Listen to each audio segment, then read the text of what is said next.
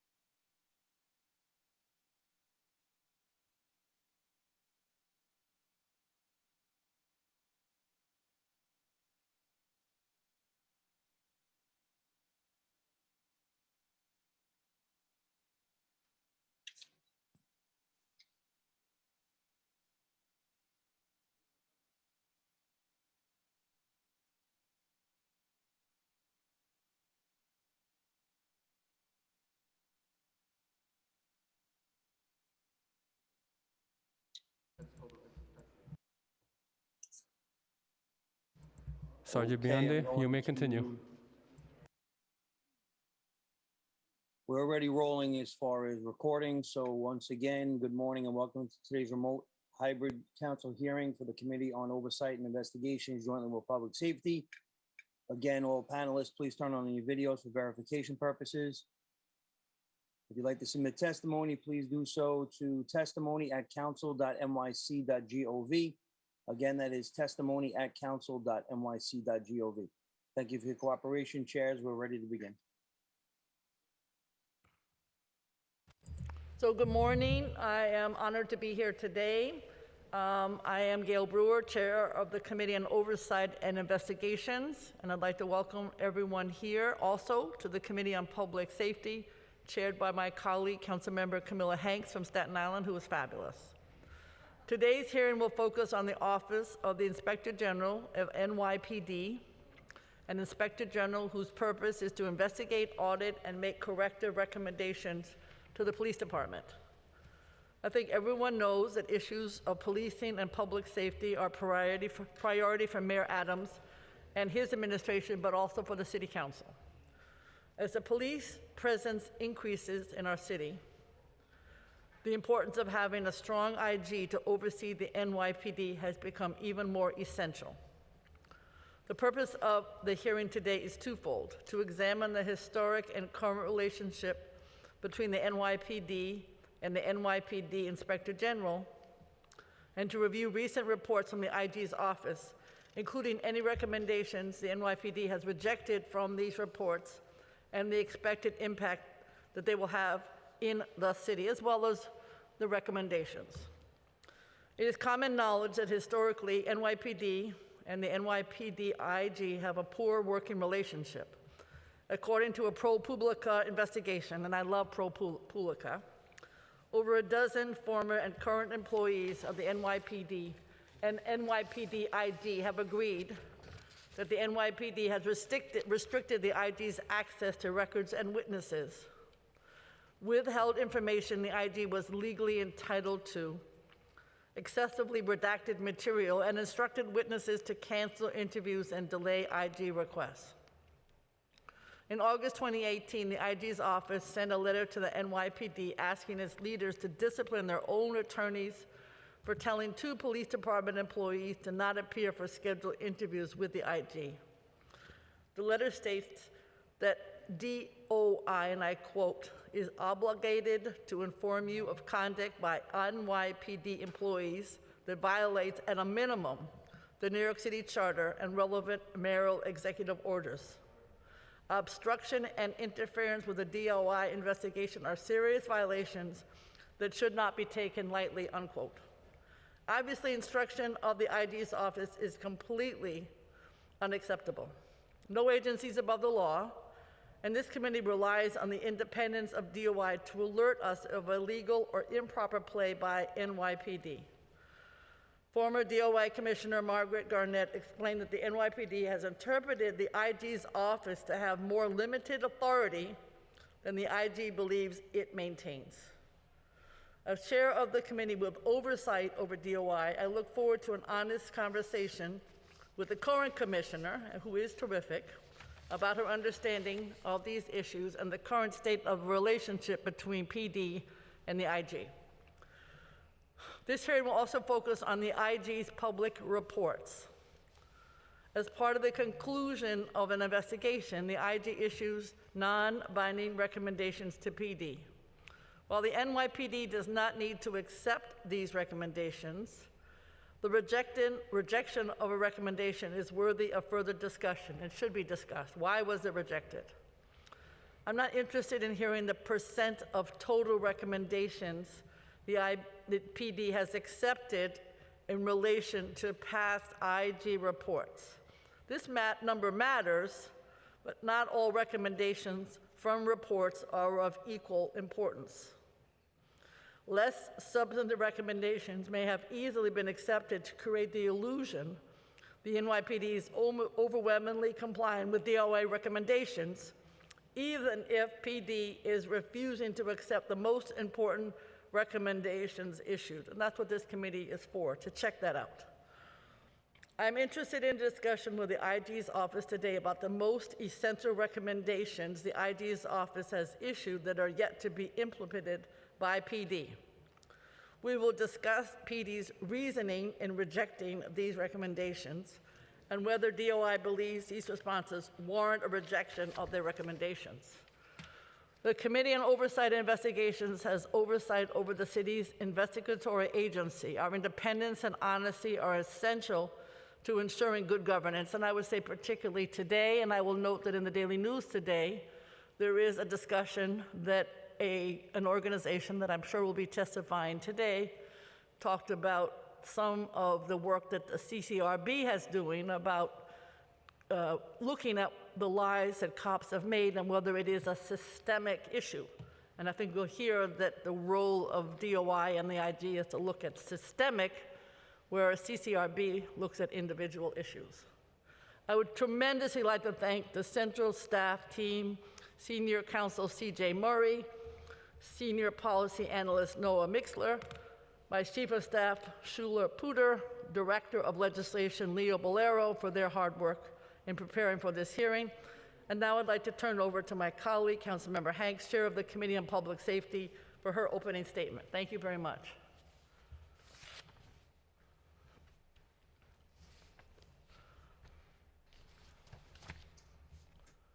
Thank you, Chair Brewer.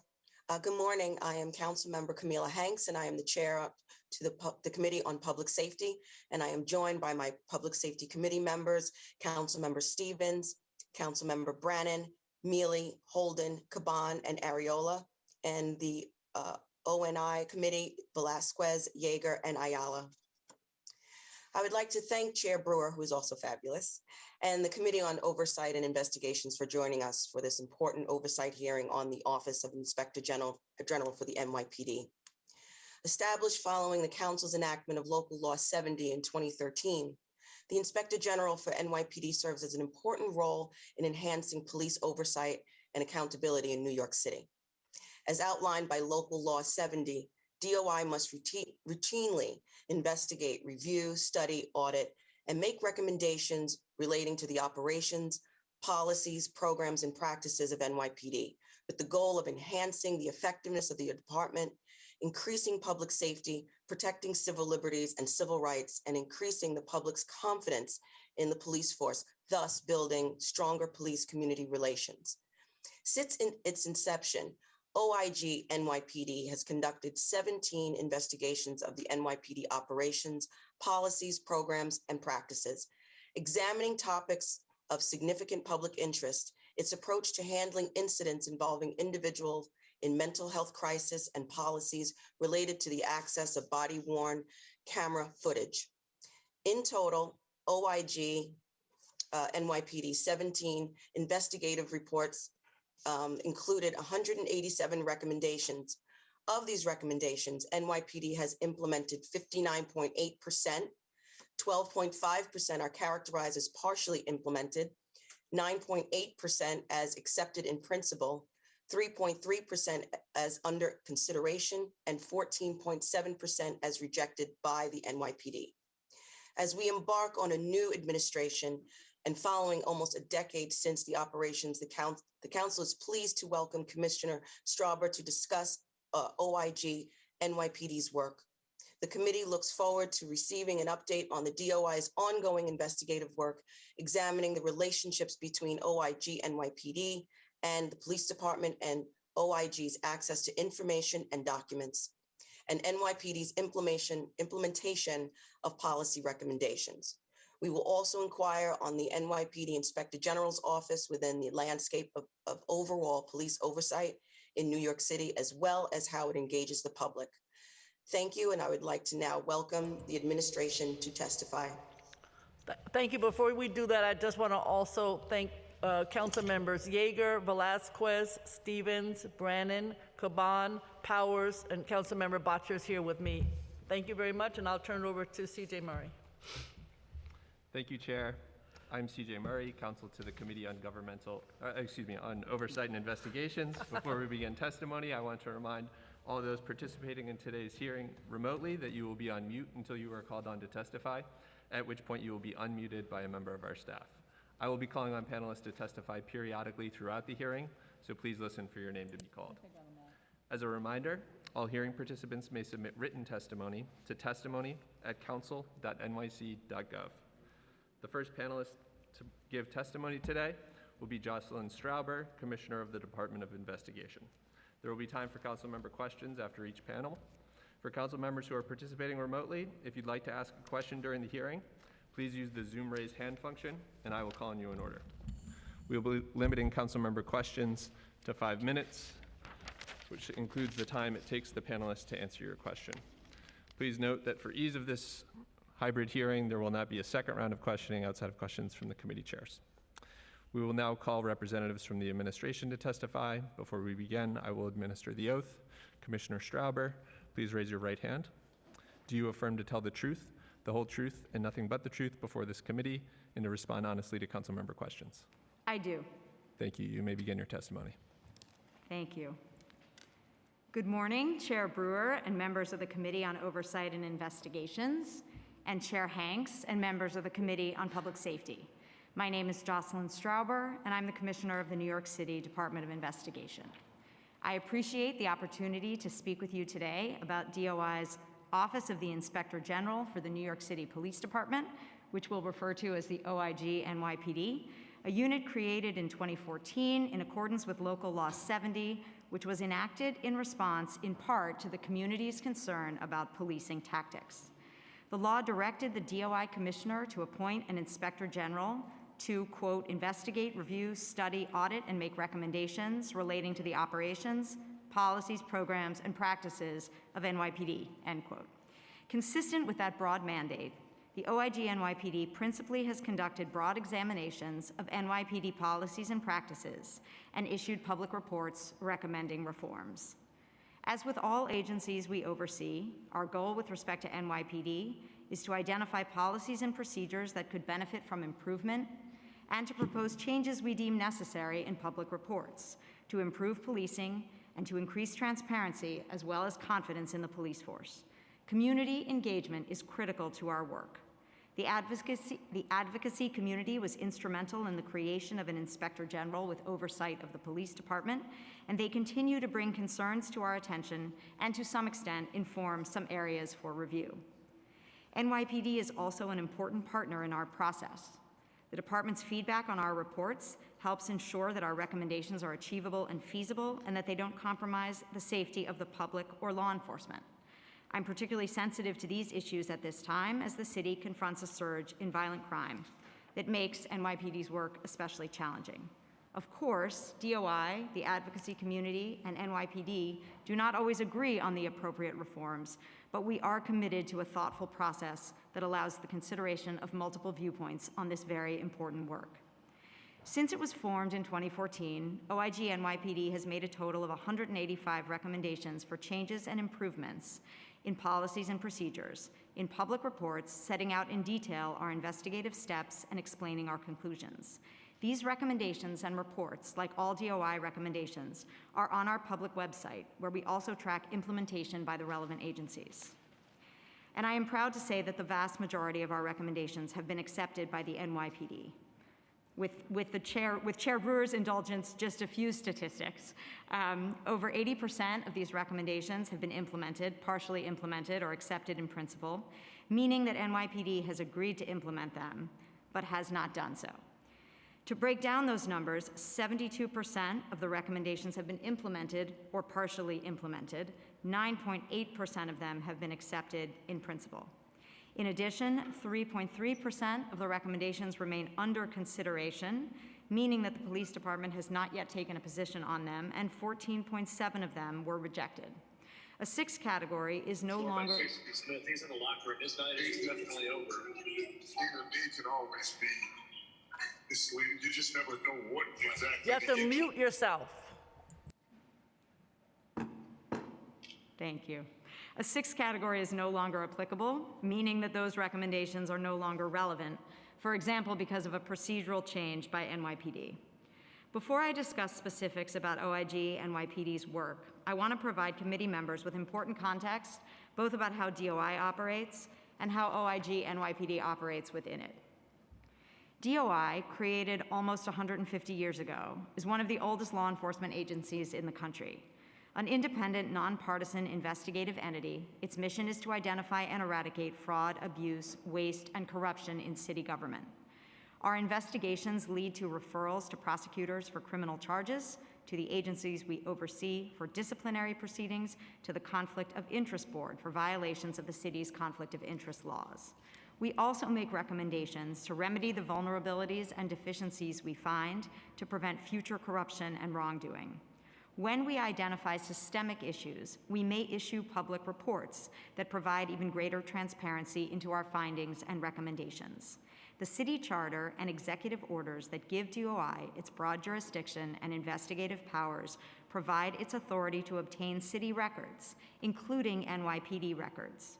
While Local Law 70 created a specific Inspector General for NYPD, it did not change or limit DOI's existing authority over all city agencies, including NYPD. The local law does give the mayor authority, in consultation with DOI and NYPD, to determine how sensitive information that is provided to DOI will be treated. DOI is organized as 12 oversight units, each led by 1 or 2 inspectors general, and each with responsibility for an agency or group of agencies, such as infrastructure, housing and buildings, public housing, and city-run hospitals, among others. Each unit includes attorneys, investigators, analysts, auditors, and administrative personnel. OIG NYPD is one such oversight unit, and it focuses on NYPD. OIG NYPD is unique among DOI's oversight units with respect to the systemic investigations it conducts of police practices and procedures resulting in public reports. We receive public complaints from an array of constituents and the public, including community advocacy groups, law enforcement personnel, elected officials, and other units within DOI. Each complaint is reviewed and is either assigned for investigation or, as more often happens given the volume and nature of these complaints, referred to another appropriate oversight agency for review. As you are aware, 2 other civilian entities also oversee policing: the Civilian Complaint Review Board, the CCRB, an independent agency that investigates complaints filed by the public concerning police interactions with civilians, and the Commission to Combat Police Corruption, the CCPC, which monitors NYPD's internal efforts principally handled by NYPD's Internal Affairs Bureau, or IAB, to detect, remedy, and prevent police corruption. And at the state level, since 2021, the New York State Office of the Attorney General has had authority over local police departments, including NYPD, through its Law Enforcement Misconduct Investigative Office. That office reviews and makes recommendations relating to the operations and policies of state and local law enforcement agencies. Civil litigation and criminal prosecution are two other forms of oversight. For instance, prior federal litigation regarding stop, question, and frisk led to a court-ordered monitor to oversee reforms relating to this law enforcement tactic.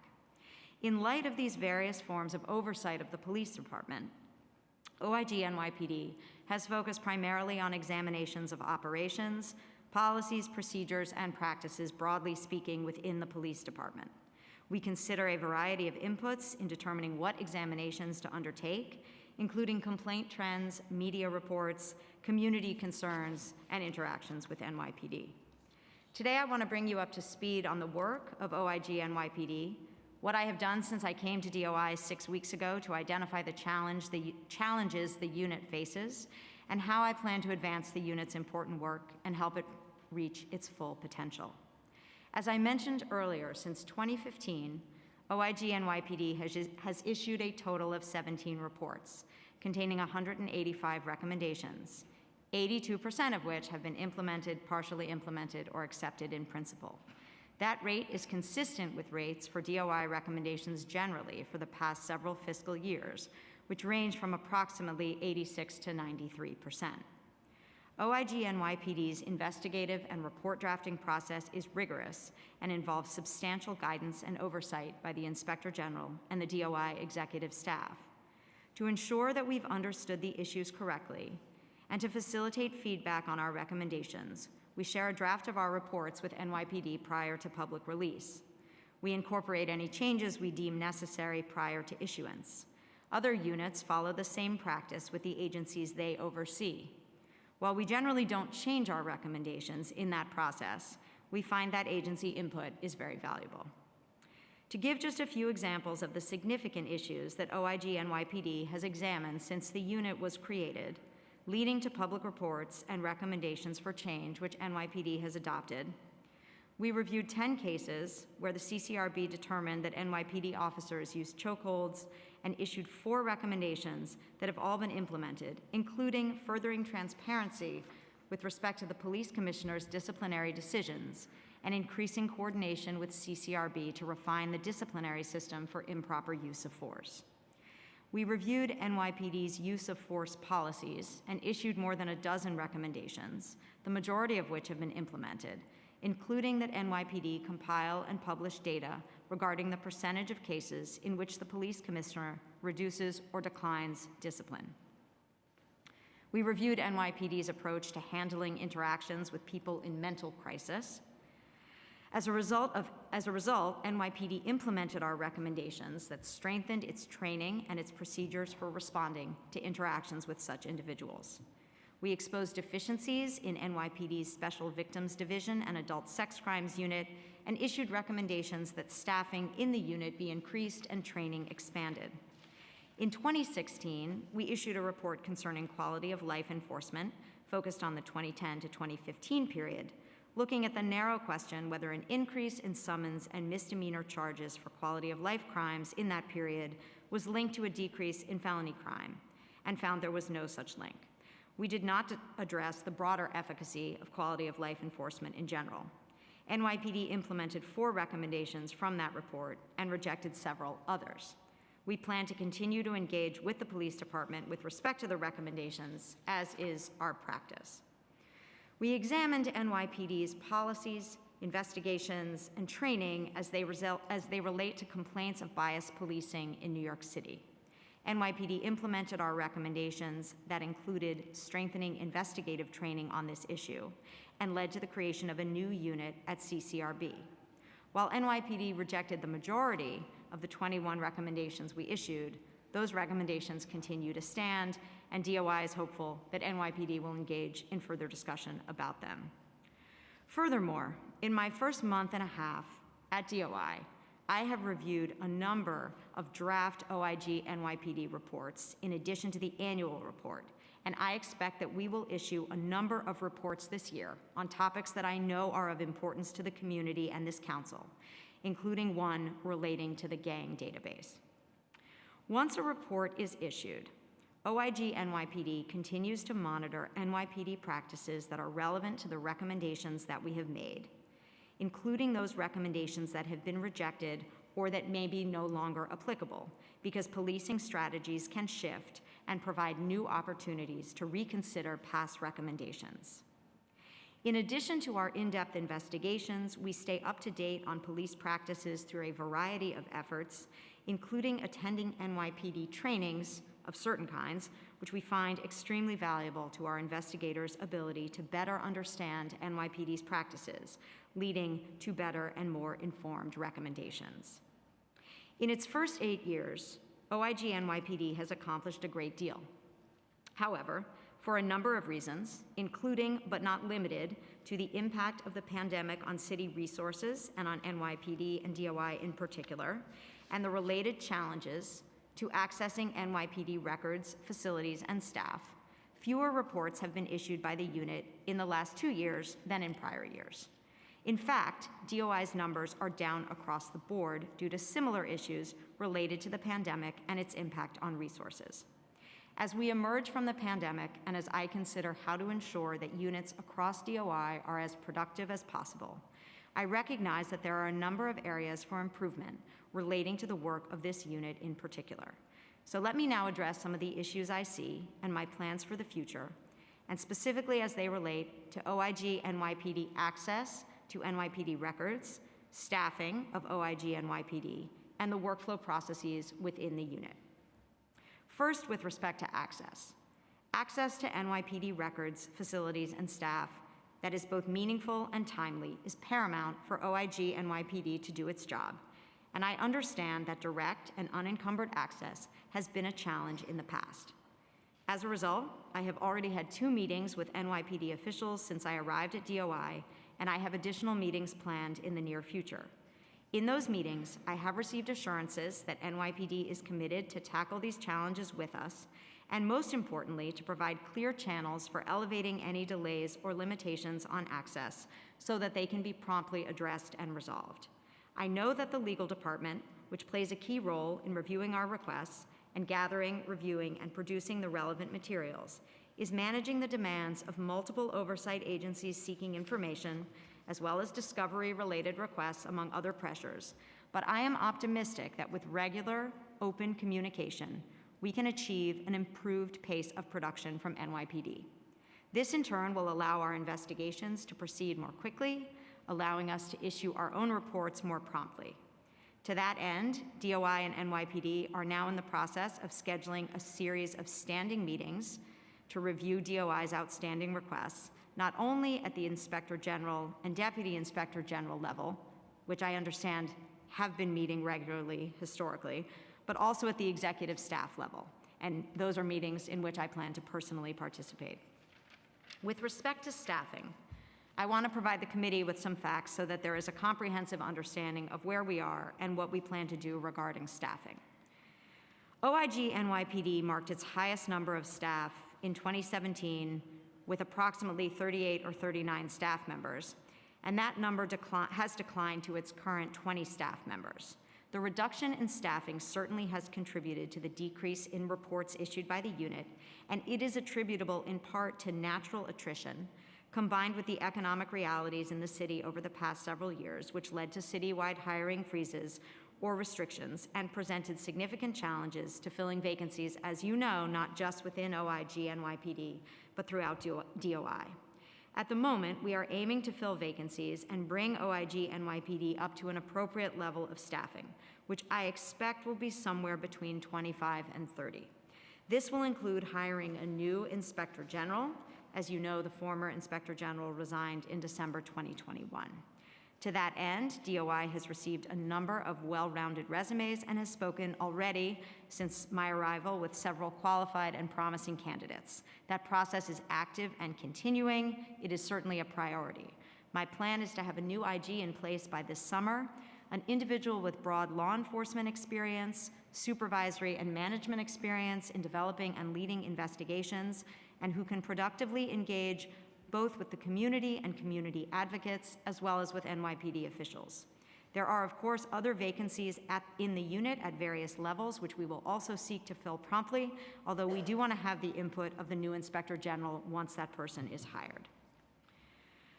And one last point on streamlining our internal workflow. Reports are the foundation of OIG NYPD's work, and I am in the process of assessing the report writing process for all of DOI, including OIG NYPD.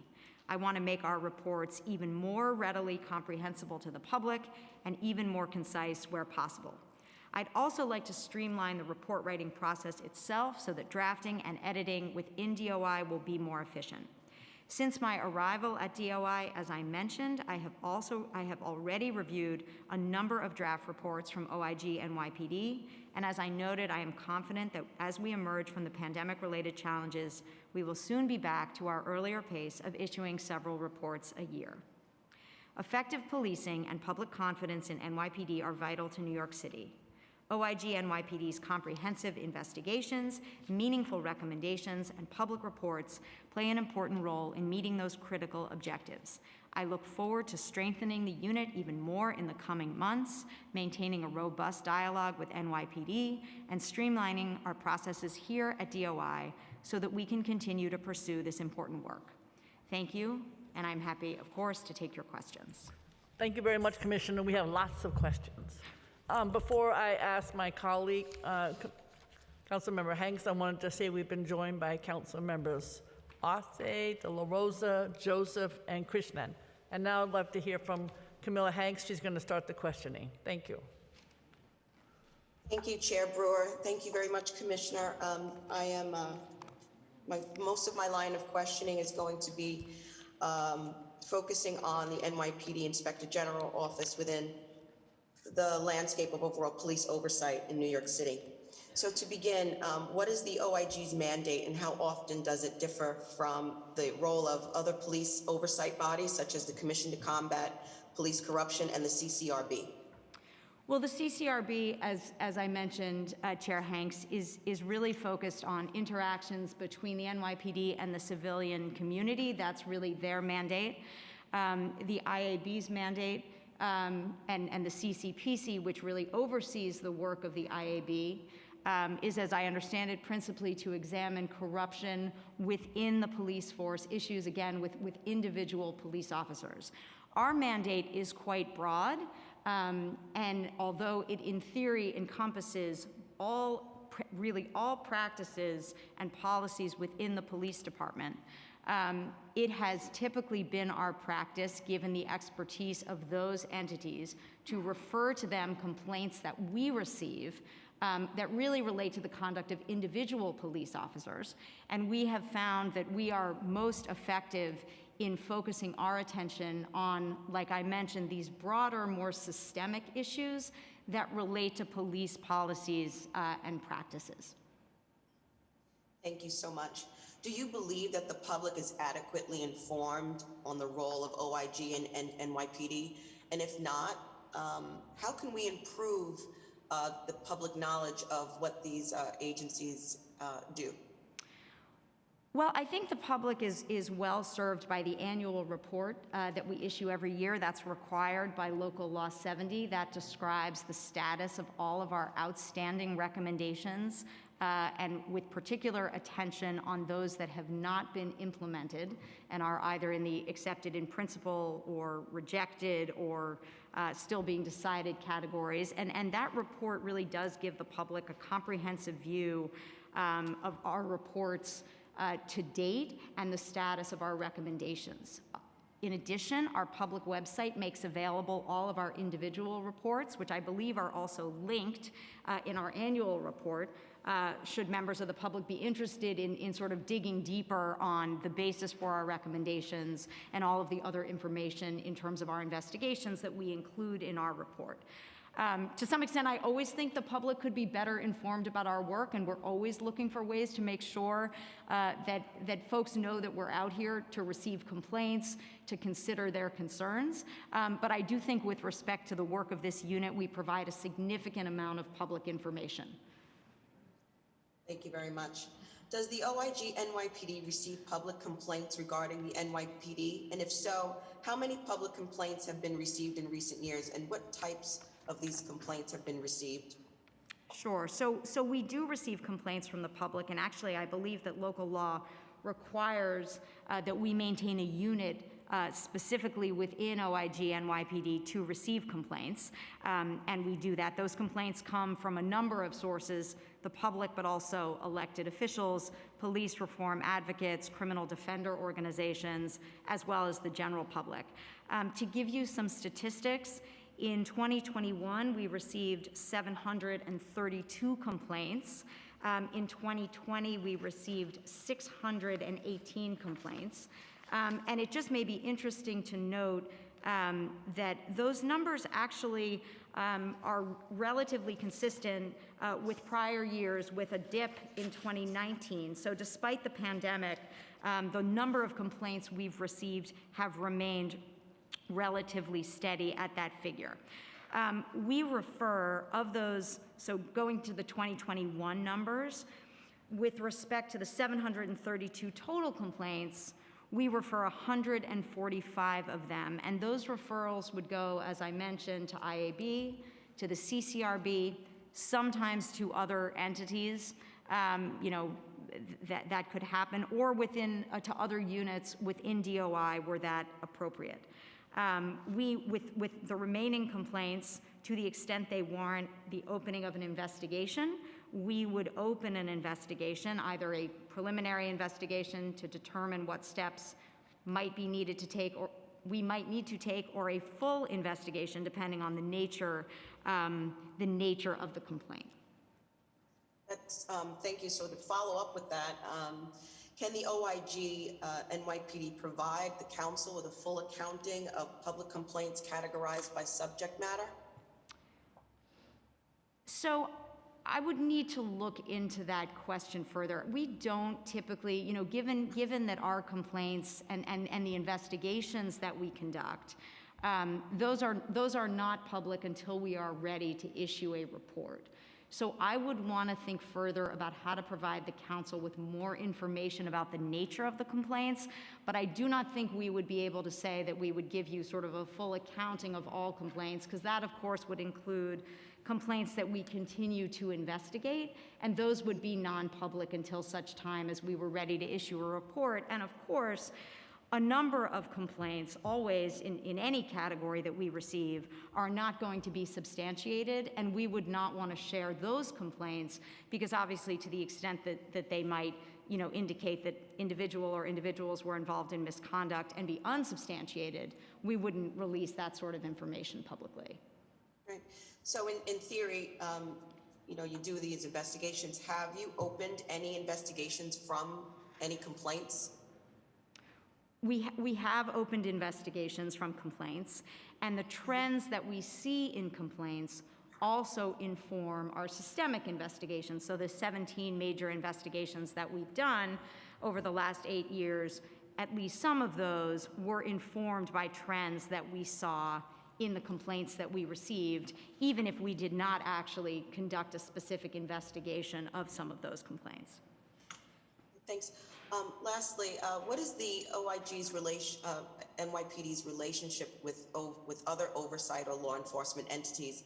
For example, district attorneys are in unique positions to identify deficiencies in NYPD investigative practices, collection of evidence, or credibility determinations. Does the OIG NYPD ever meet with district attorney offices regarding systemic issues they may identify regarding police practices? So we are certainly in contact with district attorneys' offices with respect to our investigations on a regular basis, and any district attorney's office that wanted to refer a concern or a complaint to us could certainly do so. Whether I don't know that I can name an example as I sit here today, that I'm aware of such a referral occurring, but it's certainly something, there are open channels of communication with DA's offices for them to do that. Okay. Thank you. Now I'll pass it back to Chair Brewer. Thank you very much. Thank you very much. And we've been joined by Councilmember Williams.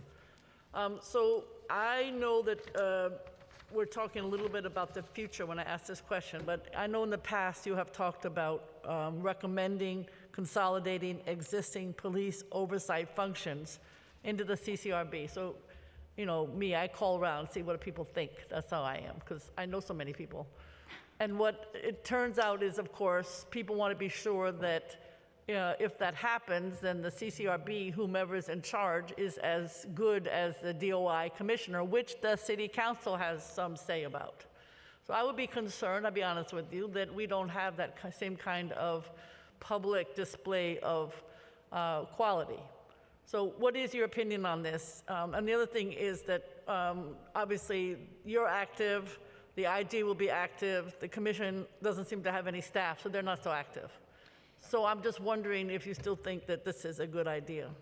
Well, let me first clarify one thing about the recommendation that was made, and this was made in our 2020 protest report. Correct. The recommendation was to consolidate the 3 police oversight agencies in a single independent entity that would be overseen by a board. So just to be clear, although it did involve consolidation with the CCRB, the proposal was not that the CCRB would necessarily sort of take over or subsume the 2 other investigative agencies. But putting just that procedural point aside, you know, what is appealing to me about the recommendation is that there certainly are many there is overlap, as you can see, excuse me, in the mandates of these 3 oversight agencies, and overlap always leads to some inefficiency. It also means that there are requests for information coming at the police department from multiple sources, which presumably is not the most efficient way to do it. And obviously efficiency is something that we think about in this context, like in all others. I do think, though, that it's important that if such an entity were to be created, that it be structured in the appropriate way, so that we could all be assured that it would provide the same robust oversight that's currently being provided. And I would need to give more thought to what exactly that structure should be. So I certainly share the interest in having some certainty into how that entity would work. And I would need to think more about what kind of structure would be appropriate to make a further recommendation on that. Okay, I appreciate that, because I think we all feel the same way. Needs work. Thank you. The issue is, I think you talked a little bit about this earlier, but how does the Inspector General identify issues to investigate? I know, for instance, Mark Peters focused on the adult unit, but he never had time to do, for instance, the child unit for sexual assault. So I'm just wondering, you know, obviously you talked about the gangs, makes sense. I talked about the work that was done with the CCRB looking at lies, whether it's correct or not, I don't know, but that's another topic. So how do you decide?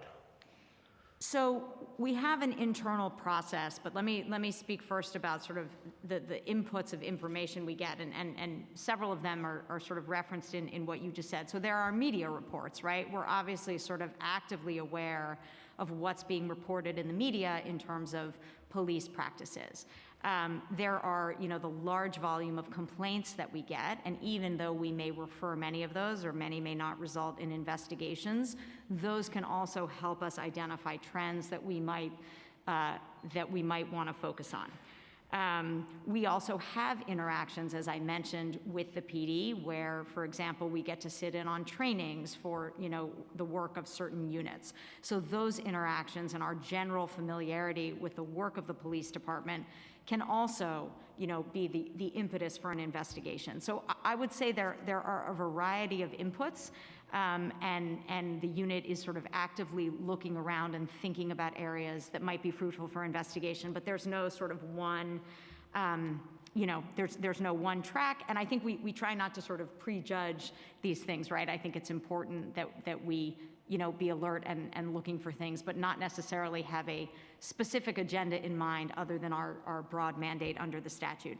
And then, the way the process works internally is anyone in the unit can make a suggestion about an investigation that sort of filters up to the senior sort of executive staff in the unit, as well as in DOI as a whole, and then a decision is made about what seems like the most important area to pursue. Okay.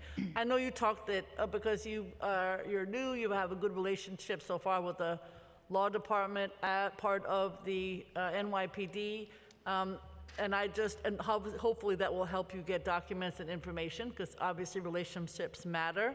So I'm just wondering, in the past, I assume there were requests denied. We heard about those. And has DOI ever issued a subpoena to NYPD? Do we know? I think there may be situations where we have. I don't have the details on that. Sometimes, and I'm speaking generally, it can be helpful for an entity to receive a subpoena. Sometimes that can just facilitate the flow of information in a sort of what you might call a friendly way. But look, I think certainly there have been issues in the past. My understanding is that principally, although I'm sure there may be some exceptions to this, those were timing issues more than, there may be situations where we just didn't get information, but I think more often the problem was it took more time than we would have liked. And I think, I have already had some conversations to try to address that, but in my experience, to the extent that we can be clear at the outset about what it is we're looking for, have a discussion about what's feasible, and then stay sort of closely on top of our progress, which is not to say this hasn't been tried in the past, but I think particularly trying to elevate issues very promptly, sort of so before things get too far along or too delayed, you can have a conversation and try to move things forward, is how I plan to pursue this. And from the meetings that I've had, I have every indication that the police department is receptive to that and would like to work with us in that way. Okay, I assume that's what would help that kind of relationship, to be sure that there's no slow walking of investigation, that kind of relationship and staying close to it would hopefully make sure there is no slow walking. Is that correct? I mean, that's certainly the goal. And I do think, we are mindful of the realities of the pressures for information that many agencies are under right now, including the PD. But yes, I think that, as opposed to sort of a deliberate slow walking, but yes, I think that hopefully is going to help move things forward. And I want to be quickly kept in the loop and will be on any issues that we have. And I will deal with them personally. And like I said, I've had several meetings already, and I've been here a little bit more than a month with the PD. This is certainly a priority for us. Okay. Local Law 70, as you know, provides the mayor with authority to establish protocols for handling of sensitive information. And I didn't know if these protocols have been established. What was the process? What are the protocols? And this whole issue of sensitive information certainly comes up regarding CCRB, which is an agency that I know even better. So I want to know if you believe it's the right balance has been met to protect sensitive information, which does have to be protected, without undermining the ability of DOI and the IG to fulfill your mandate. It's always a challenge. It is always a challenge. My understanding is actually to date, although the mayor certainly has that authority, that authority is intended to address situations where we have sensitive information and there's a question of how it can be handled. Could it be made public and in what form? How could it be protected? I don't think, at least in recent memory, and as you know, I may not have the full history fully absorbed yet, I don't think there has been occasion to use that portion of the statute. I don't think that there is any sort of standing protocol. I think that provision is intended to allow for a situation where we would receive that kind of information and we would then have to make sure that we were handling it appropriately. Who decides what is sensitive? Is that the NYPD, DOI? Who decides what is sensitive? That is decided in a sort of, collaborative process between the mayor, the PD, and DOI. Okay, so I mean, again, this is into the future, but do you feel that OIG is granted sufficient access to information needed to conduct an investigation not exactly clear what is sensitive or not?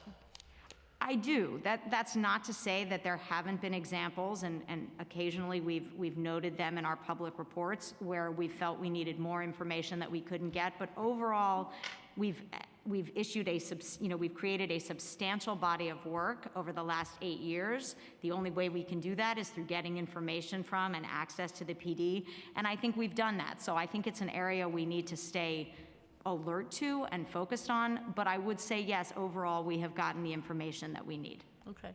I know you heard a little bit about this from Councilmember Hanks because she talked about the DAs, but what is the OIG's process for making criminal referrals? What level of sign-off is required before a matter can be referred to a prosecutor's office? You heard about this a little bit. Well, for any criminal referral, the executive staff would be involved. So obviously that would be the senior level of the unit itself in consultation with the executive staff before we would make a criminal referral. Okay. I think we know from former Commissioner Garnett, there was a little bit of an interpretation difference, whether the what kind of limited authority OIG had, different than what she felt was necessary. And so have those issues been resolved, or is it still open for interpretation?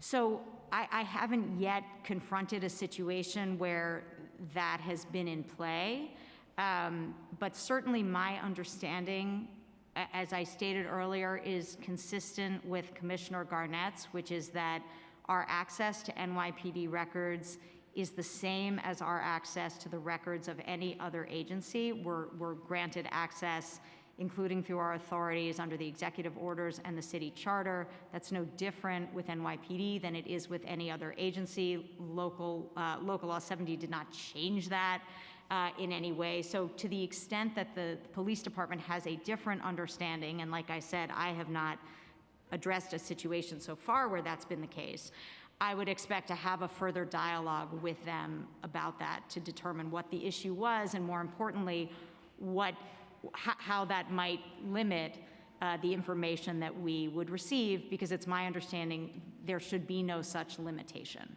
Okay, hopefully that will continue. We talked a little bit about the ProPublica investigation. Present and past OIG staff have kept binders for collecting instances of PD obstruction with a cover letter addressed to the council in the event a standoff required council intervention. If PD is obstructing the work of the Inspector General, can you commit to keeping the council informed on a more consistent basis of problems between PD and the IG?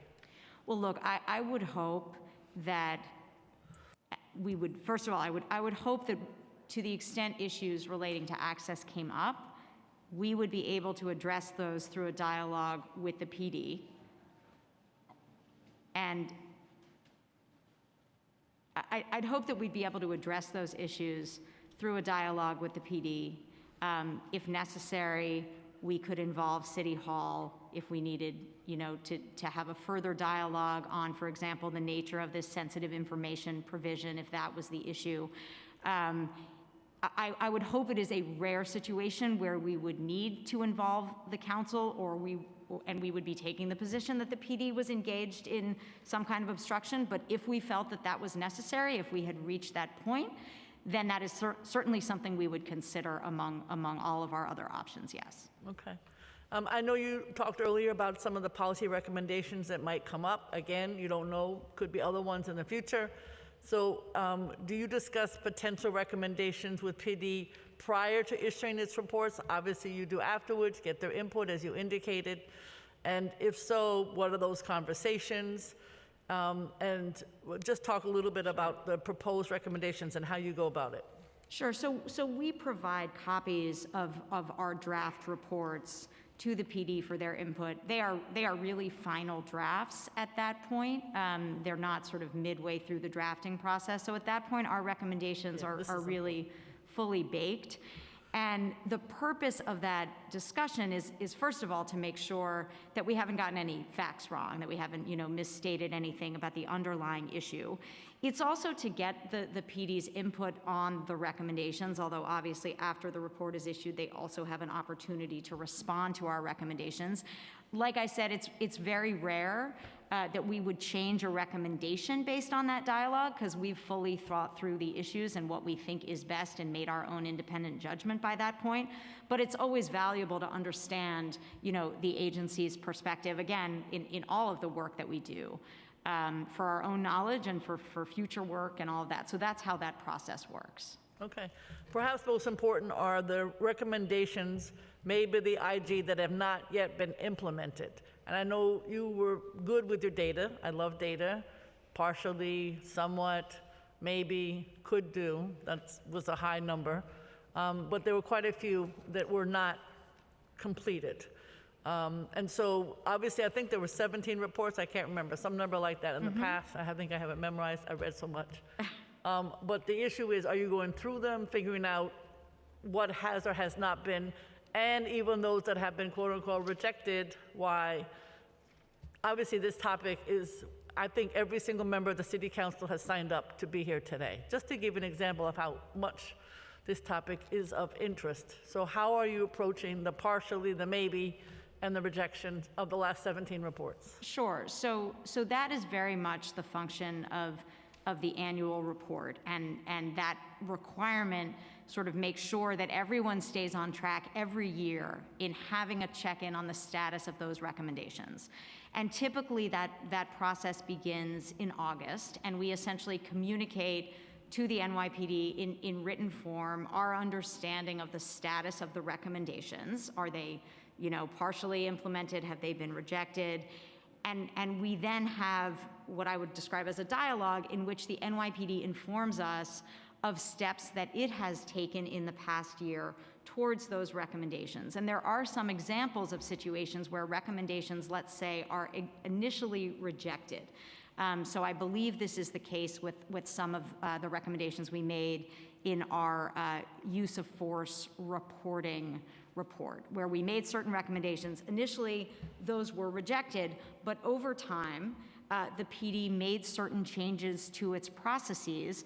And although some of those changes may have been ones that we proposed, some of those may have been changes that were slightly different than what we proposed. But in the dialogue that I'm describing, we came to decide those changes satisfy our recommendations. They may be slightly different, but they get at the spirit of of the change we were intending. And those are situations where we would change in the annual report the status of the recommendation from, let's say, rejected to implemented or partially implemented. So that process really, although it starts, in the summertime, which is as we move towards the issuance of the annual report, that's really an annual process. One of the discussions, one of the issues I've raised with the PD is whether, and they are open to this, whether we couldn't have those discussions more often throughout the year. So we're staying, up to speed on what's going on with their policies and procedures. We have an opportunity to discuss these recommendations more frequently, and that's something that I think would be productive to do. But that is essentially the process that we go through. Okay. I think that's something that is perhaps at the core of the interest from the public, is how that works. So we obviously have bias policing complaints, which was a 2019 report. IG investigation found that PD had not substantiated a single allegation of bias policing in its 4 years investigating such complaints.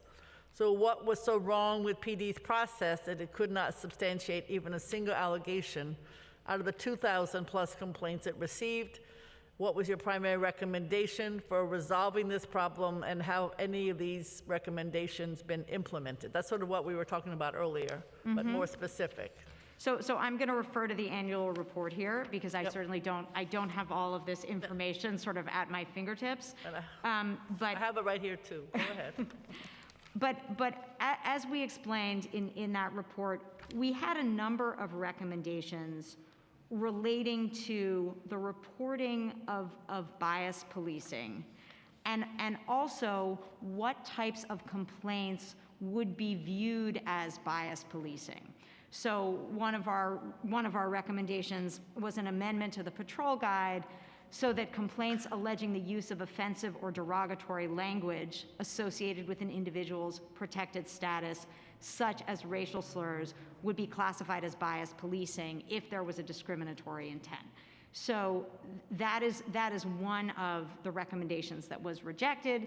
And as we explained in our report, the NYPD takes the position that those types of discriminatory statements or language doesn't satisfy the administrative code's requirement because bias policing in their interpretation requires an action as opposed to simply the use of language. So that's just one example of a recommendation that we made that was rejected.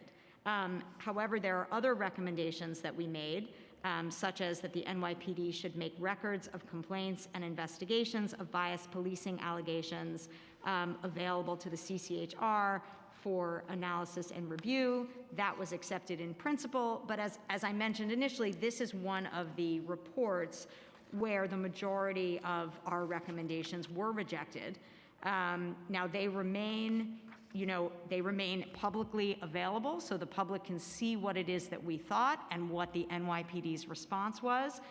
I do want to say that in addition to the rate of acceptance or implementation, we think one of the significant sort of powers in the work that we do is getting out to the public what recommendations we made, even if they weren't accepted. That obviously allows this council to take action if they wish, or other bodies that might be able to create some change in that context.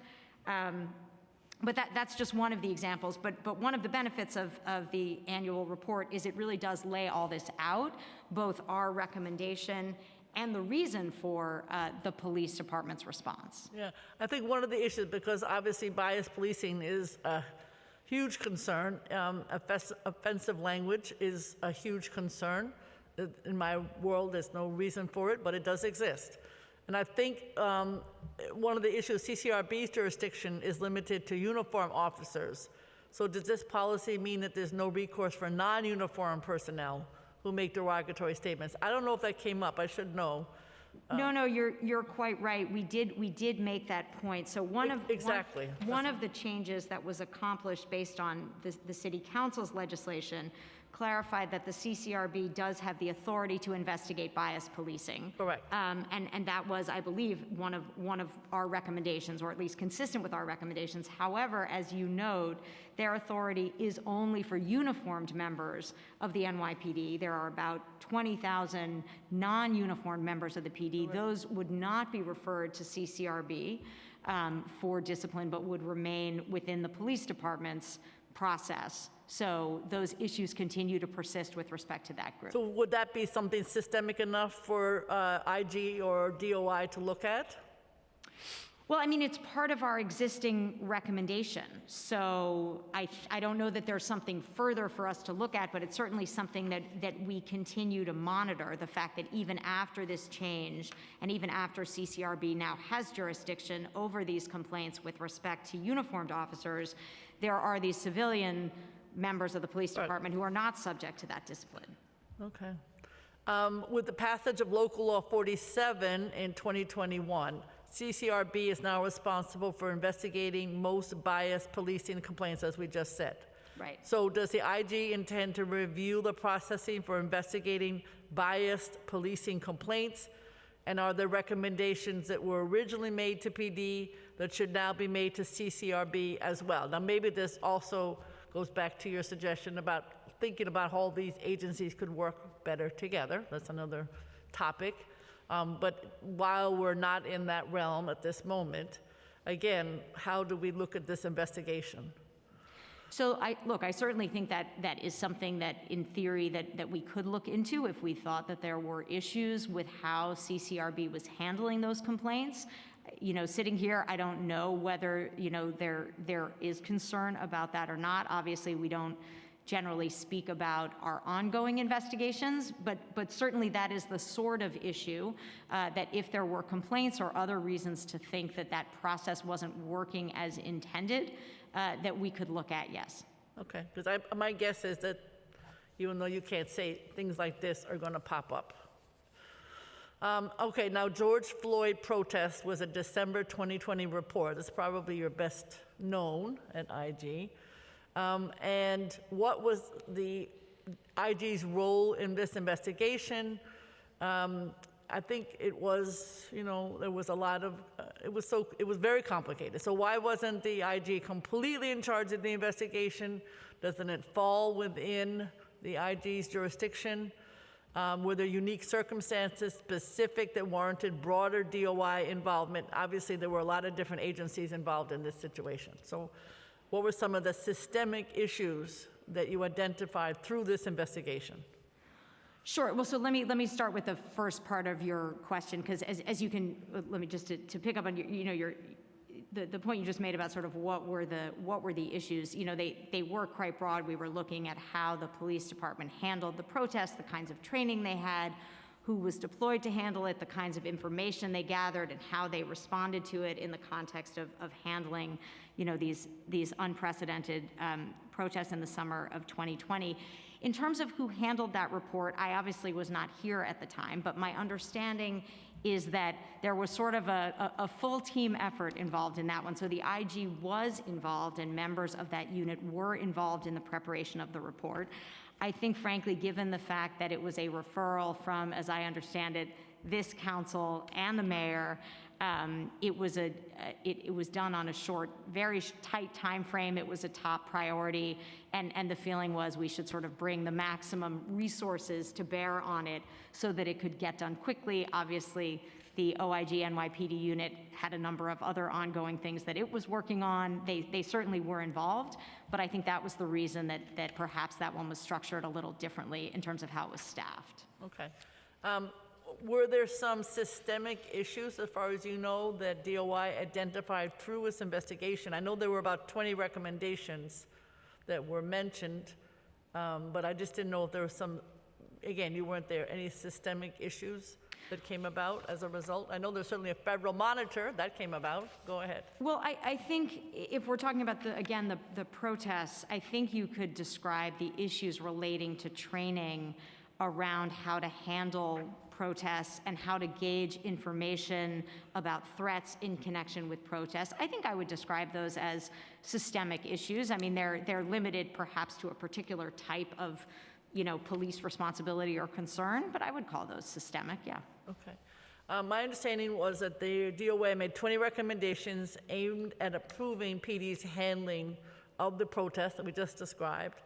So why doesn't the IG's most annual report provide any detail on the status of these recommendations? We know that the online portal includes some basic information, but why not include them in the report, and why not? I think that's really because the report is limited to those reviews that are headed and handled solely by the OIG NYPD unit, whereas we track our other recommendations from other reports in a different way. And there's really, I think, nothing more to it than that. Can you explain that a little bit so that I understand what you just said?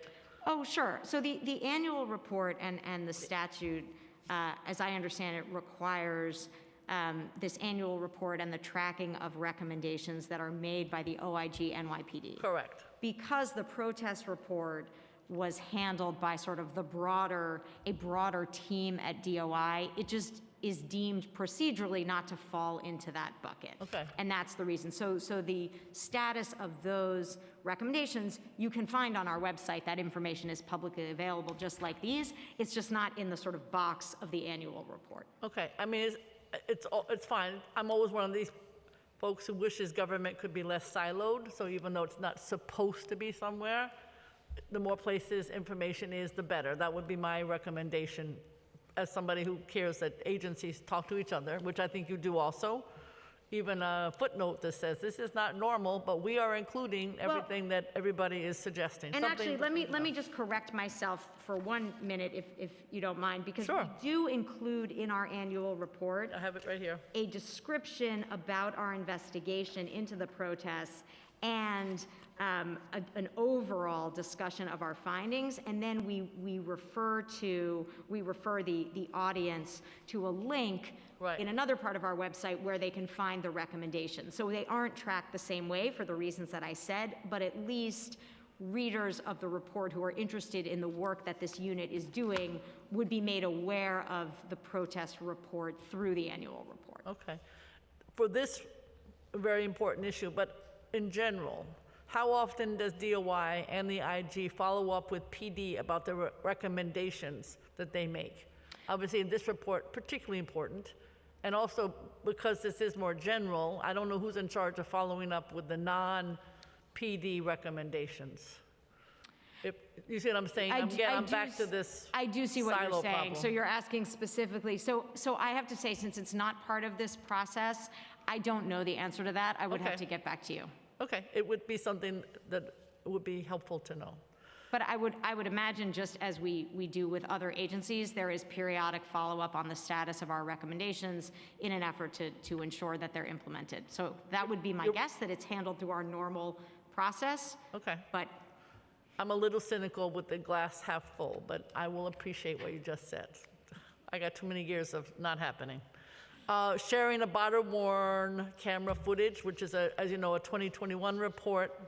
The investigation from the IG showed that NYPD does not give CCRB sufficient access to body-worn cameras. We talked about this earlier. I've certainly heard this complaint from folks at CCRB. Yep. So I guess you talk about why it's important. And I think, who knows, if even since that report, which wasn't that long ago, 2021, November, we're in 2022, technology is changing dramatically. Even as we speak, it's probably changing as somebody who follows it. And so, this is the issue of, nothing personnel, no personal, et cetera, et cetera. So how can we make sure that, I hope CCRB does get sufficient access? So the issue here is, in part, whether production to CCRB is as efficient as it can be. Correct. I think the issue is not so much that they aren't getting it, it's that because there needs to be a review process within the PD first, in part because that footage can be commingled with footage that is sealed and can't be released, there are sort of logistical and administrative challenges in getting the information shared. It's important that all of these things move promptly, I think, because investigations to some extent are time sensitive, and as they drag on, memories are lost, information's lost, it's harder to do an investigation. So promptness is certainly important. And there is, as I understand it, and this is in our report as well, a memorandum of understanding that CCRB and the PD have entered into, which we think does have the potential, to improve the exchange of information, although it's still not the same thing as granting direct access. Right, and I think, but I'm just saying, as we speak with the technology changing, it seems to me there might be ways of the sealing and the unsealing and making sure that it is possible to have what I consider a firewall if that's what's needed. Right, there might be a that really needs to be looked at. Right, there might be a technological solution, which I think is one of the things that we were suggesting that would isolate or wall off the sealed material but allow transmission of other material. Right, I think that's something that definitely should be looked at. And then, because the database could be made in an opportunity for everybody to be a win-win situation. Do you have access to this footage as differently than CCRB? That's a good question. I'll have to get back to you on how easy our access is and what it consists of. I just versus don't know. CCRB. That would be helpful. Thank you. Special Victims Division, Adult Sex Crimes was in March 2018. I know it was done by Mark Peters when he was there.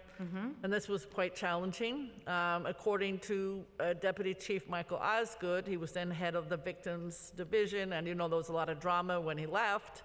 But the NYPD withheld documents from the IG, delayed handling pending documents, turned over to the IG, and then there was lying, apparently restricted IG's access to information. Was PD's participation in this investigation typical of the manner in which they participate? I hope not.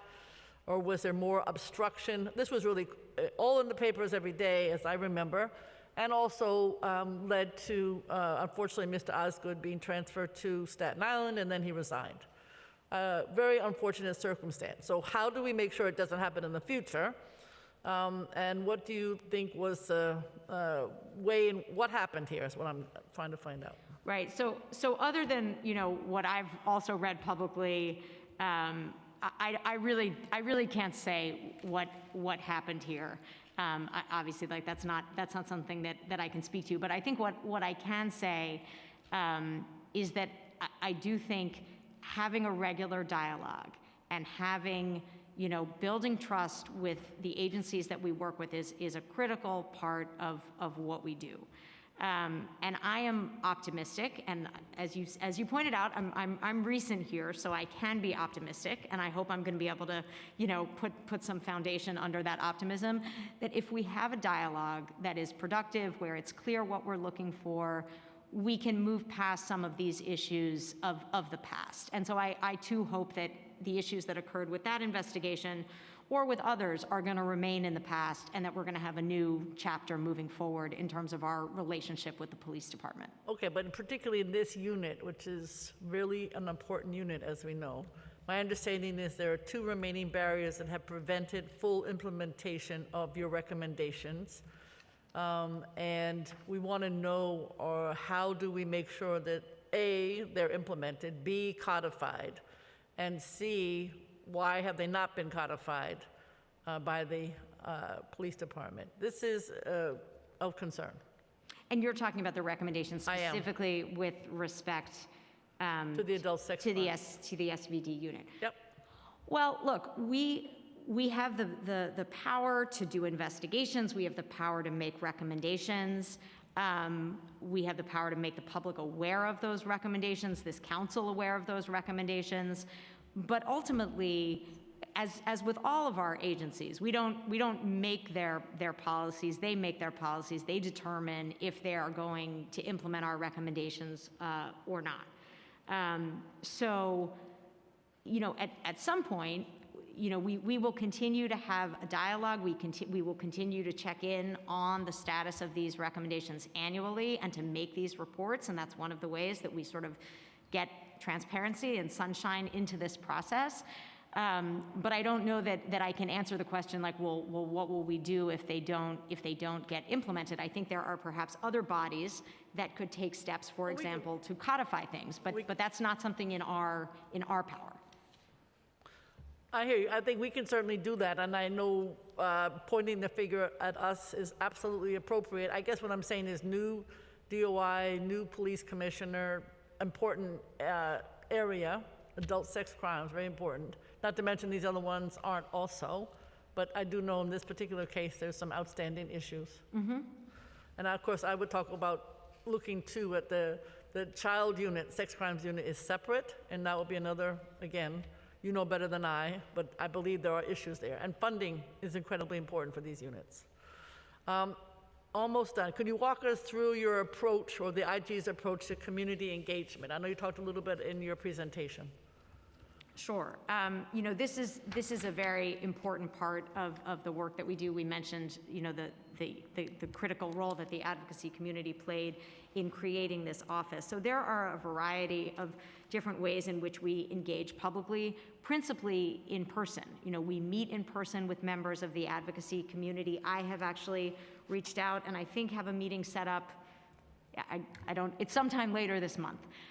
So having, in-person conversations and creating an opportunity for folks to bring issues to our attention, I think is the most important way that we do that. And so we do that through in-person meetings. We obviously also are available for, the receipt of complaints, which members of the advocacy community can also submit. It's a very important part of the work that we do. It might make sense to do town halls, either with elected officials, community boards. We do participate in those types of events as well as meetings that the PD has, with members of the community. So there are a wide range. There have been fewer of these events, far fewer, obviously, over the past 2 years. But the hope is now that we're back somewhat in person, there'll be more opportunities to do these again. But yes, we've participated in those types of events as well. Something that included you and CCRB, a public event would probably be very helpful to the public, A, to understand the difference, and B, to get information solicitations, something to think about. Mm-hmm. Local Law 65 of 2020 requires DOI to conduct audits on the new surveillance technologies. Again, back to technology. And it comes up a lot. So which unit at DOI is responsible for conducting these audits? How many have been conducted? and do you publish the results? And I can say that, unfortunately or fortunately, this is part of our times, this issue of surveillance, but it has to be done correctly. That is within the responsibility of the OIG NYPD. They do the work to prepare those reports. And as you said, those are required by local law. And I believe there is one that will be issued relatively soon. Okay, so that will be the first, I should know this, will that be the first audit because the law was passed fairly recently? I believe that will be the first audit. Okay, and that, and when do you think that'll be available? You know, in the coming months, maybe sooner than months, but Okay. I don't want to put too fine a point on it yet. Okay, and then just finally, DOI is certainly an independent agency. Again, given everything we've been talking about today, what concrete steps are you taking to make sure that the IG, NYPD, and all other units stay independent? And obviously, this is a very general question, but I think it's on the utmost, of utmost concern to New Yorkers. And I think we've talked about this before, and I think the answer is the same for this unit as it is for all other units. It's taking the information that we have, whether it's complaints from the public, from the advocacy community, from this council, from other officials, and following the facts. We take a look at the information that we have, we make an unbiased, independent judgment about whether it warrants further follow-up. If we engage in that follow-up, we follow the facts where they take us. We don't start with a predetermined view of what the outcome should be, and we certainly don't take the position that we will stay away from or avoid certain topics or certain individuals, and that's how we ensure our independence and do our job. Thank you. We're going to take questions from my colleagues. I want to thank you. I'm sure there'll be more questions. I think my takeaway is we'll have a fresh start, but I think that there's still going to be systemic issues regarding what's available in terms of information. And one of the ways to address it, I think, is to look at some of the recommendations in the past that have or have not been implemented or been rejected, and to see if there's time now to maybe make some of those changes. It might set a pattern for the future. Thank you very much, and we'll take questions from my colleagues. I'll turn it over to Councilmember Botcher for questions, followed by Councilmember Caban. Just a reminder to all council members who are participating remotely to use the Zoom raise hand function if you'd like to ask a question. Councilmember Botcher. Time starts now. Thank you very much, Chair Hanks and Chair Brewer. Feels good to be here in person. Hi, Commissioner. How are you? I'm well, thank you. How are you? I'm good, thank you. In the council district I represent on the west side of Manhattan, we get a lot of calls from residents and small business owners about placard abuse. People blocking curb access, using counterfeit placards, handmade parking placards, sometimes putting construction vests on the dash. And for example, we had a printer in the garment district who came to us because he and his employees were unable to gain curb access because of so many people in the neighborhood using fake placards. And despite all the efforts that have happened, all the work by the previous council and others, it's still clear that for some reason, NYPD traffic enforcement agents are not issuing tickets to many people using counterfeit placards. Has the Office of the Inspector General for the NYPD issued a report on the NYPD's enforcement of placard abuse? And if not, could one be generated? And what are your views as the commissioner of this agency towards the NYPD's enforcement of placard abuse? So we have not, to my knowledge, issued a report on that topic. Whether a report would be appropriate or not, would have to follow an investigation of the issue. What are the problems with enforcement? What are the reasons for those problems? The type of things that we would collect, the type of data that we typically do. At that point, I think we would be in a position to determine whether or not the issue is one that would warrant a report. I can certainly understand, based on what you're saying, why that's the type of thing that we might want to look into. Outside of the issuance of a formal report. Does your agency look into this issue? Look at the numbers of traffic enforcement agents who are enforcing this or not enforcing this? Do you know if your agency is currently looking into it outside of the issuance of a formal report? Yeah, I can't say whether we're actively looking into it at this time. I do want to just note that Local Law 6, which was passed in 2020 to address the parking placard misuse issue, which called for weekly evaluations by the NYPD of particular areas of the city experiencing a prevalence of improper use of parking permits. Those evaluations were supposed to commence in January of 2020, and DOI, under that statute, as I understand it, was required to conduct an investigation and prepare a report based on the information gathered in those sweeps by the NYPD. And that report was to be submitted to the PD, to DOT, the mayor, to a variety of other folks.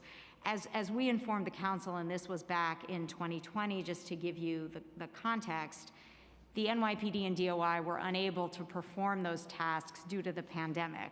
And so those reports, as far as I understand it, have not yet been made. That may be something, you know, as we emerge from the pandemic, that we want to take up again, but it's not something that actually ever came to fruition, you know, given the other issues that the PD and the city were dealing with. But certainly given that statute, it would be the type of thing pursuant to that we could look into in the way that local law required. I'd very much like to see the agency look into this and exercise increased oversight over the NYPD about this. I know my constituents would appreciate it a lot also. Thank you very much. Thank you. Next, we'll hear from Councilmember Caban, followed by Councilmember Holden. Councilmember Caban. Time starts now.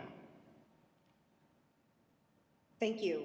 Good morning. Thank you to both of our chairs here today. Thank you to the commissioner and all the folks that helped make this hearing happen. I have a couple of questions on reports or potential reports, and I also want to upfront apologize because I stepped away for a few minutes, so I don't know if this has been addressed yet. I specifically want to ask about the gang database report. I know that the investigation was opened in 2018, partially in response to city council oversight hearings. So is there, I mean, it's been 4 years, we haven't seen this report. Is there an update? When can we expect to see the report? Yes, there is an update, and I mentioned this in my testimony, but only briefly. As I said, there are a number of reports that I received virtually on arrival in draft for my review. That is one of them, and although I typically would not speak about anticipated reports because this has been the subject of so much public attention, I wanted to just mention it up front. And I can say that I expect that we will issue this report within this year. And I realize that the end of the year seems quite far off, and it may well be sooner, but I try to not overpromise in terms of timing. But that is the update on that. Okay, thank you. And then has OIG opened an investigation into the Vice Unit? I mean, particularly because after legal aid and several electeds, including, well, now mayor, but former Brooklyn Borough President Eric Adams at the time, back in 2018. So I'm wondering if an investigation has been opened there, and if not, why so? So again, I want to be careful not to speak about whether I don't want to speak about what may be an ongoing investigation. I can say that if that is something of interest to this council, it is certainly something that we can consider. Okay, so so you can either confirm or deny that there is one, but I can certainly say as a member, I am certainly interested and I'm happy to have conversations with my colleagues to see if they are interested as well. But it's definitely an area of interest and would like to know. what's going on with Vice. So thank you, and I'll yield the rest of my time. Thank you. Next, we'll hear from Councilmember Holden. Councilmember Holden.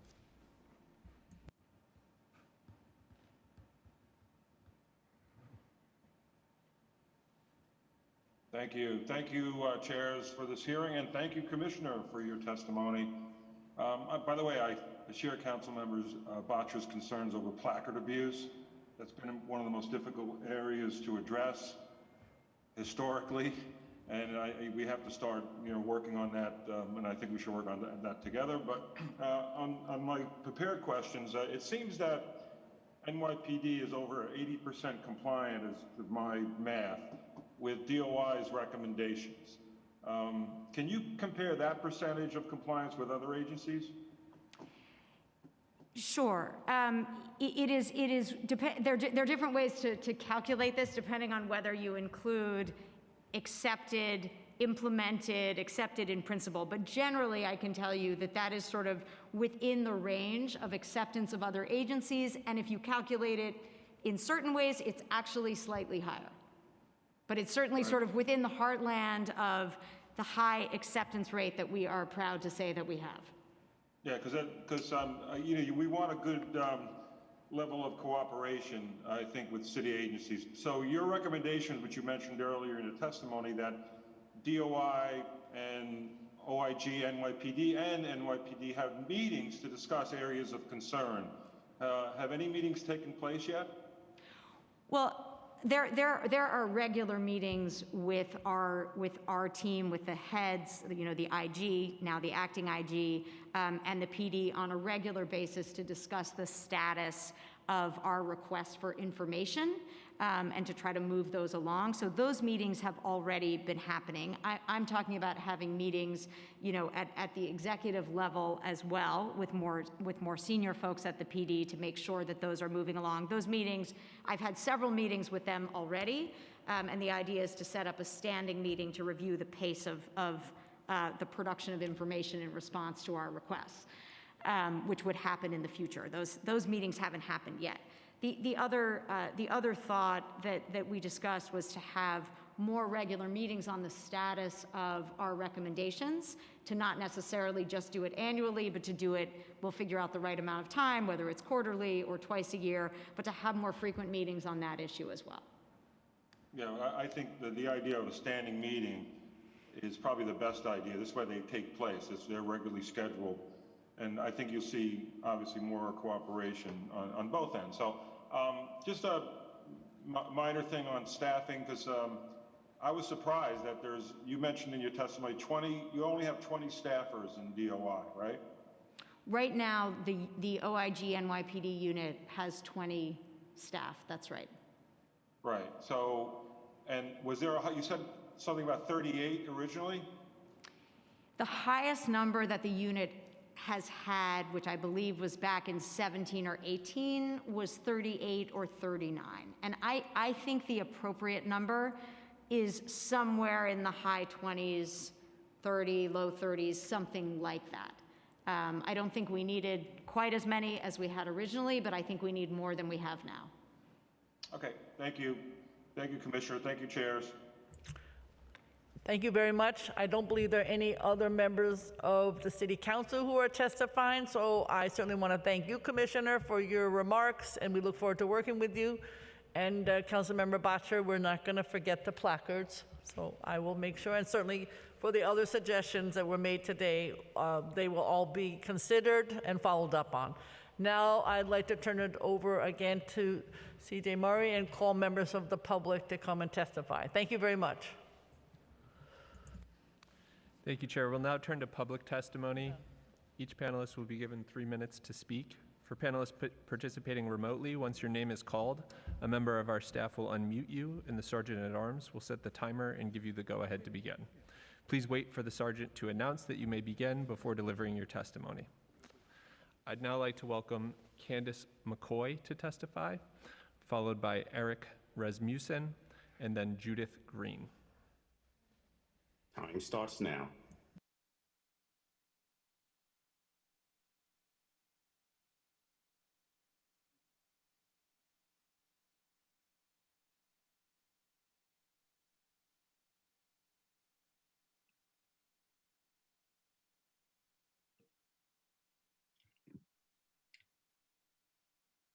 This button. Very good. Oh, thank you. I am Candace McCoy. I'm professor of criminal justice at the Graduate Center and John Jay College of the City University of New York. Thank you so much for inviting me here today. I think probably you invited me because I served as Director of Policy Analysis at the Office of the Inspector General for the years 2016 through 2018, which you were just discussing. I am here today, though, the opinions I'm going to give are my own and not those of the former staffers with whom I worked and with whom I have the highest, and for whom I have the highest regard. On March 25th of 2021, 14 former staffers sent a letter to mayoral appointees and to Adrian Adams, then chair of the Committee on Public Safety. It's attached to my testimony. In it, we called for the city to have a very transparent process to determine the best structure for the OIG NYPD going forward. Insofar as this hearing right now is part of that, I very much applaud council and hope that this can continue. There are various avenues that council in its wisdom can choose and think about it and push for assuring the independence of the Office of the Inspector General for the NYPD. We urged in that letter to understand the various aspects of independence that are at issue here. I gave 3 aspects of that in my remarks, my written remarks. Let me say here that they are the Office of the Inspector General's problems within the Department of Investigation as an independence problem. Secondly, the OIG's power to choose what to investigate, which is a somewhat separate issue. And the third aspect would be the OIG's power or access, again, to NYPD materials, data, documents, which you've already discussed in some detail, and thank you very much for that excellent questioning, Chair Brewer. As to these 3 aspects, regarding DOI, my personal opinion is that the OIG should stay as an agency in DOI, but not report to it. DOI would not participate in producing any of the OIG's reports. There's a lot to be said about this, and I won't because I only have a few minutes. But I would say I have no doubt, oh dear. Keep talking, you're okay, go ahead. Okay, thank you. Chair Brewer, you said that Commissioner Strauber is awesome right now, and I agree. There is no doubt about that. But will the next commissioner be? This is a concern. It's a structural question, and I remind Council of DOI's own report, the protests report, in which DOI itself pointed out that mayoral authority is the ultimate source of DOI's power.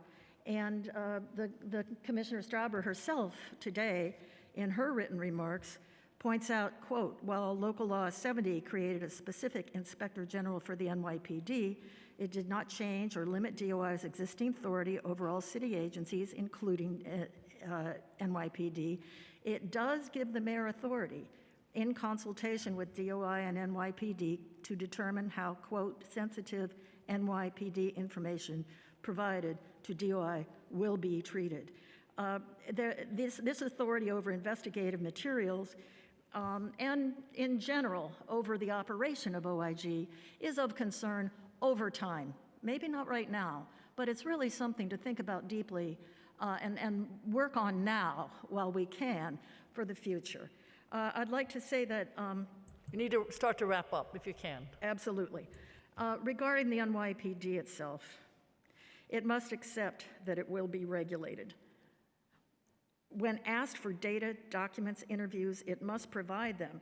This, again, if this is improving, I applaud it. But again, for the future, NYPD must understand that the role of OIG is essentially regulatory. It's not prosecutorial, which is what DOI's mindset is. DOI is a prosecutorial approach. The regulatory approach that OIG has calls for its complete independence. And I certainly would like to take any questions that you may have. Thank you so much for inviting me. Thank you very much. We appreciate it, and we will read your full testimony carefully. Thank you.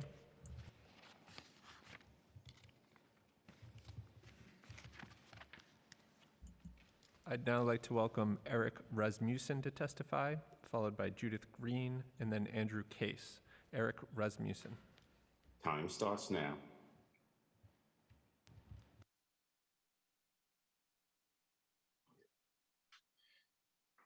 I'm going to email my recommendations. Thank you for your time. That's all. Thank you. I'd now like to welcome Judith Green to testify, followed by Andrew Case, and then Michael Viterolis. Judith Green. Time starts now.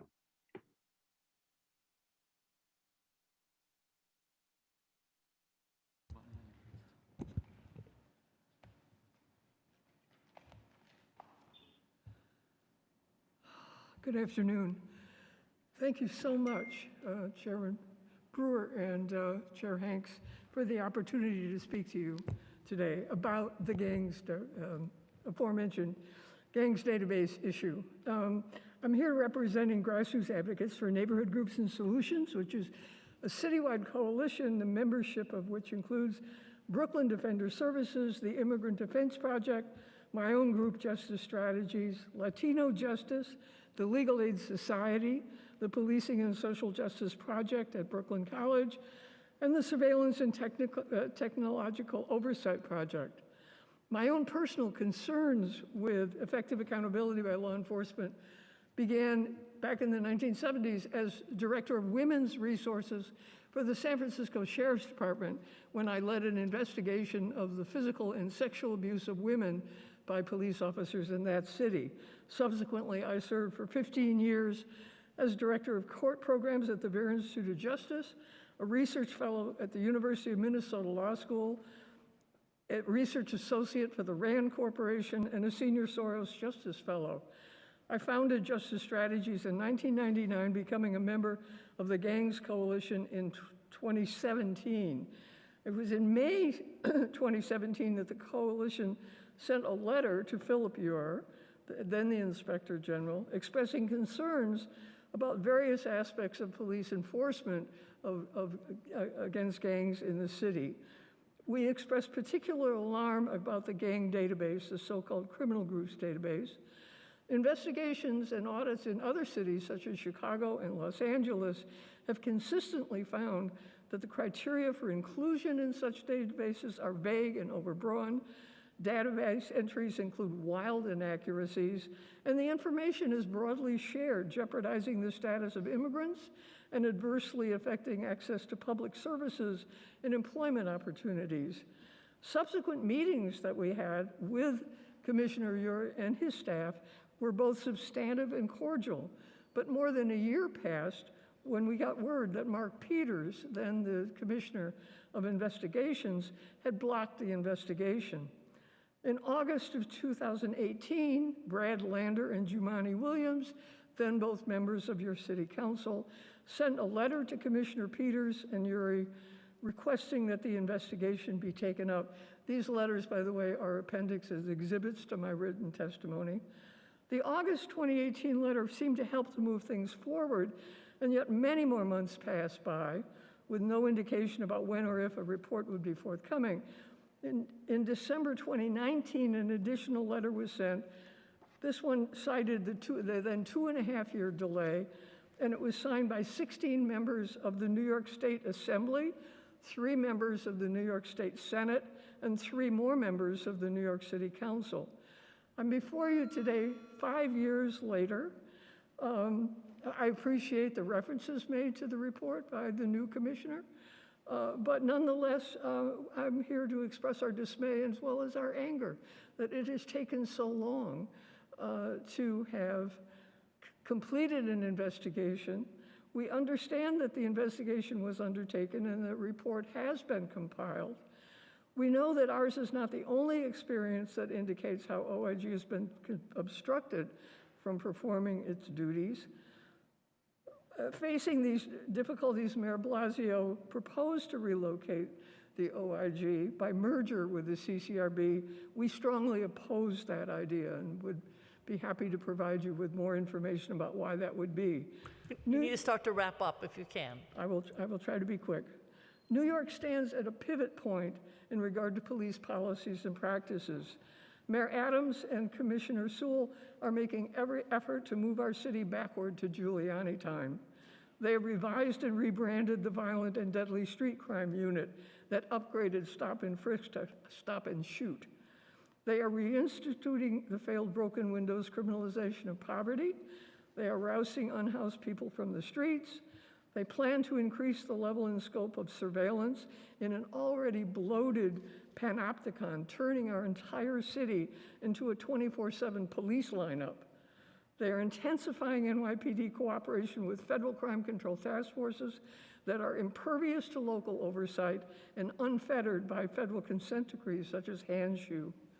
I conclude by just making a point about the need for you to not only watch closely, take action to ensure the proper operations of the OIC in the future, but we urge you to consider reestablishing the OIG NYPD as a completely independent city agency, separate from either the DOI or the CRB, with sufficient power to compel compliance by the NYPD and access to all relevant city employees, facilities, documents, files, records, and data that are necessary for it to perform its duties. Thank you very much. Thank you very much. I'd now like to welcome Andrew Case to testify, followed by Michael Vitarolis, and then Frank Dardani. Andrew Case. Time starts now. Dear members of the City Council, my name is Andrew Case. I am Senior Counsel at Latino Justice Pearlbeth. In its first 2 years, the Inspector General issued revelatory reports on broken windows policing and NYPD surveillance. The OIG's data-driven analysis showed definitively that arresting people who engage in low-level quality of life offenses, such as riding your bike on the sidewalk, offers no impact on felony crime. But today, the NYPD is bringing this failed program back. And the OIG found that 95% of political surveillance was directed against Muslims and that the NYPD, quote, routinely violated the Handshoe guidelines when conducting such operations. And just weeks ago, the NYPD would not even acknowledge its Muslim surveillance program to this council.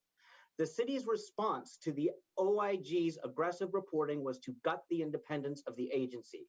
On the DOI org chart, the IG has been demoted to simply one of the DOI's 12 squads. Today, you heard the commissioner continually refer to the OIG as a unit within the DOI. And we now know the gang database report, which is already 4 years delayed. It may not come out for another 9 months while it is revised, likely to comport with the administration's pro-policing agenda. The current job listing for the OIG lists a salary of $130,000 a year and requires only 4 years of post-college experience. Phil Ure, the first NYPD IG, had 20 years of experience, including 10 running an oversight agency in DC. He was paid $223,000 a year. New York cannot attract a national figure such as Mr. Ure to run an independent IG office that has been demoted to a unit within DOI for $100,000 lower salary, but that, of course, is the entire point. Independent groups can try to fill the gap left by a hobbled IG. As Councilmember Brewer noted at the beginning of this hearing, today Latino Justice released the reports of 144 investigations featuring 181 officers who lied to the CCRB and were not punished or were only mildly punished.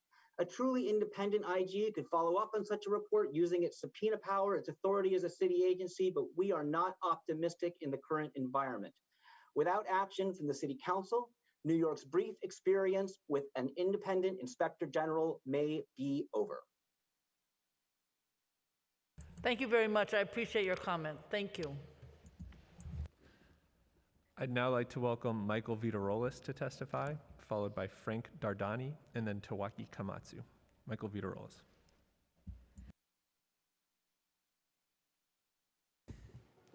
Good afternoon. I'd like to start by thanking the chairs Brewer and Hanks for holding this hearing on OIG NYPD. My name is Mike Vitaroulis, and I'm testifying on behalf of the Legal Aid Society today. We supported the creation of this office in 2013 because we believe that civilian oversight can shed light on many of the harmful practices experienced by the communities that we served. OIG NYPD reports have certainly shed light on many issues, such as the Special Victims Division issues and the report on the George Floyd protests. Despite this, we ultimately feel that OIG NYPD has failed to meet its potential and be meaningfully responsive to community concerns. We've been frustrated by the inordinate amount of time that OIG NYPD investigations take to complete, as well as the lack of issue-based reports from the office. According to its most recent annual report, over 1/4 of OIG NYPD investigations have taken more than 3 years to complete.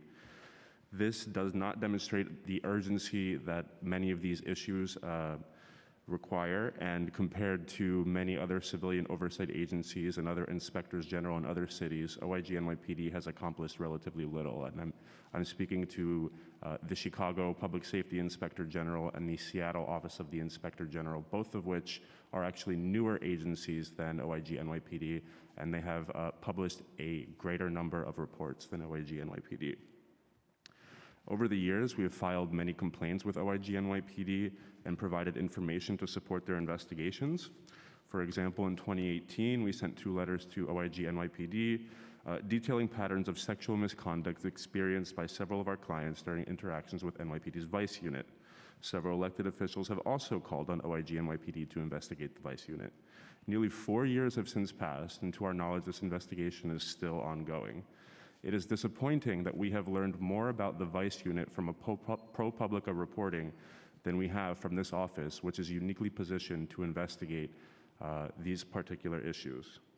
Similarly, as many others have mentioned, the report on the NYPD's gang database has taken way too long to complete.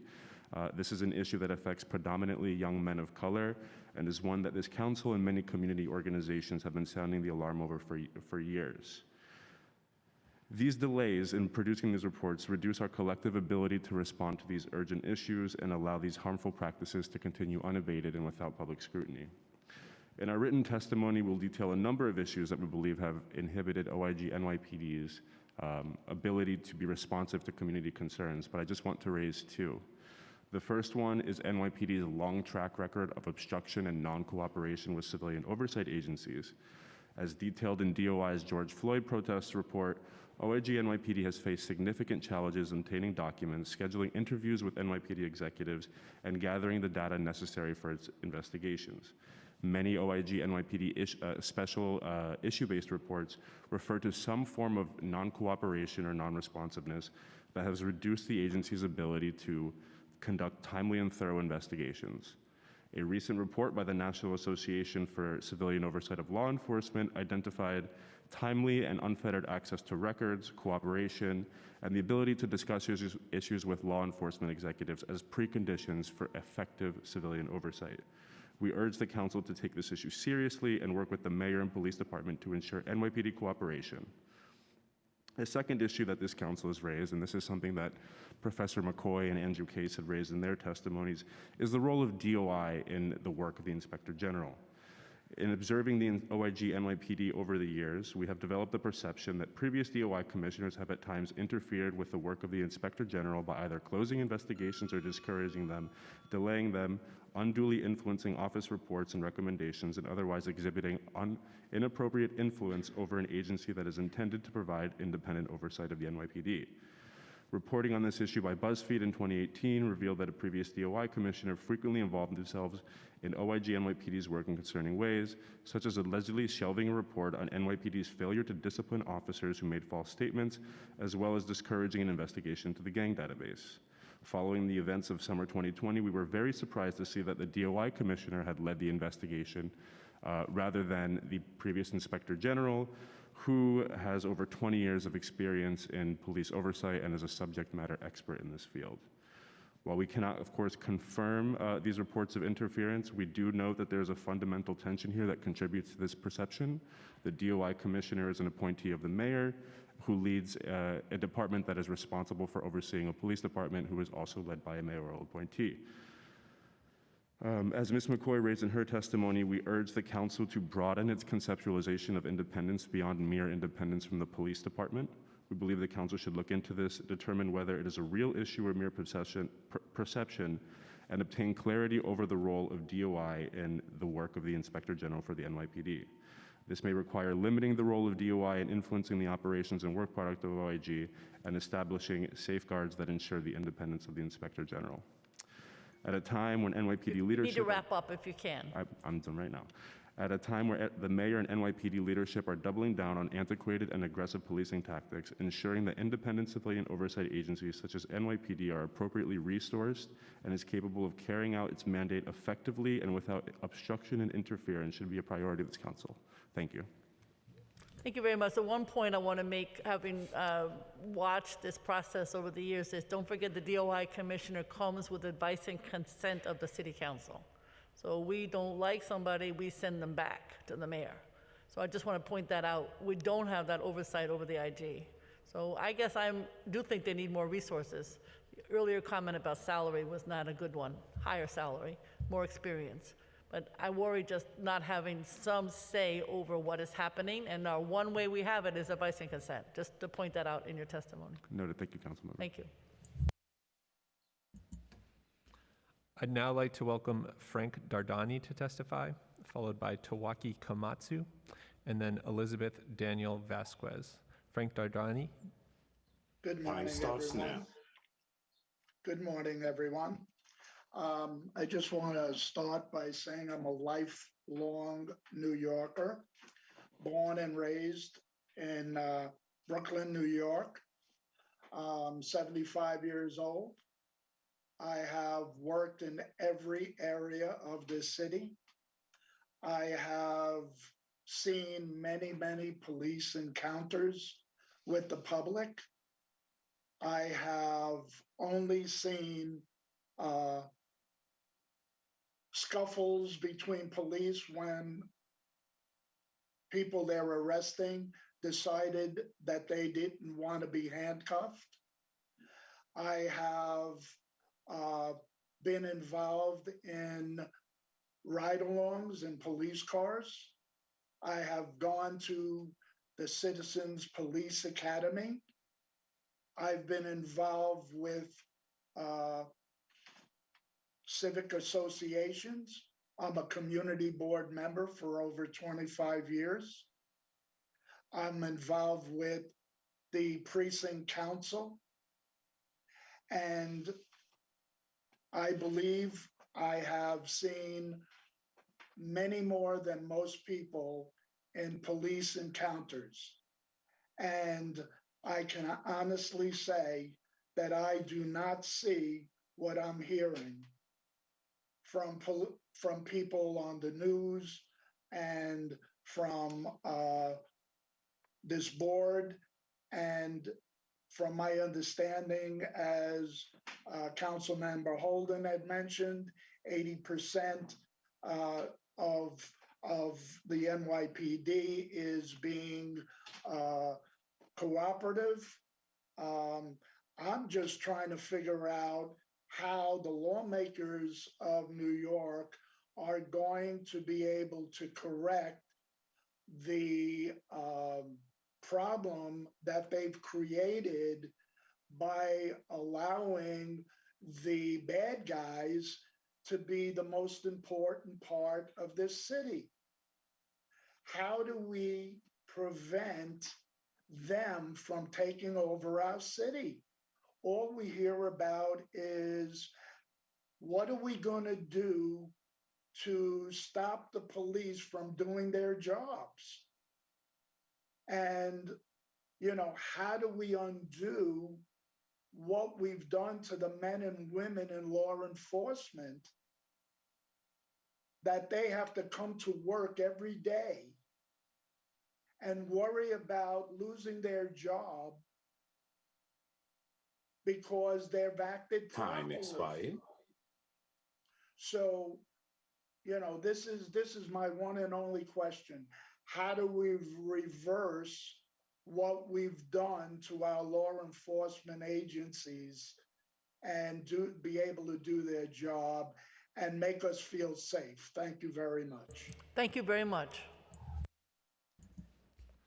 I'd now like to welcome Tawaki Komatsu to testify, followed by Elizabeth Danielle Vasquez, and then Ajifanta Morena. Tawaki Komatsu.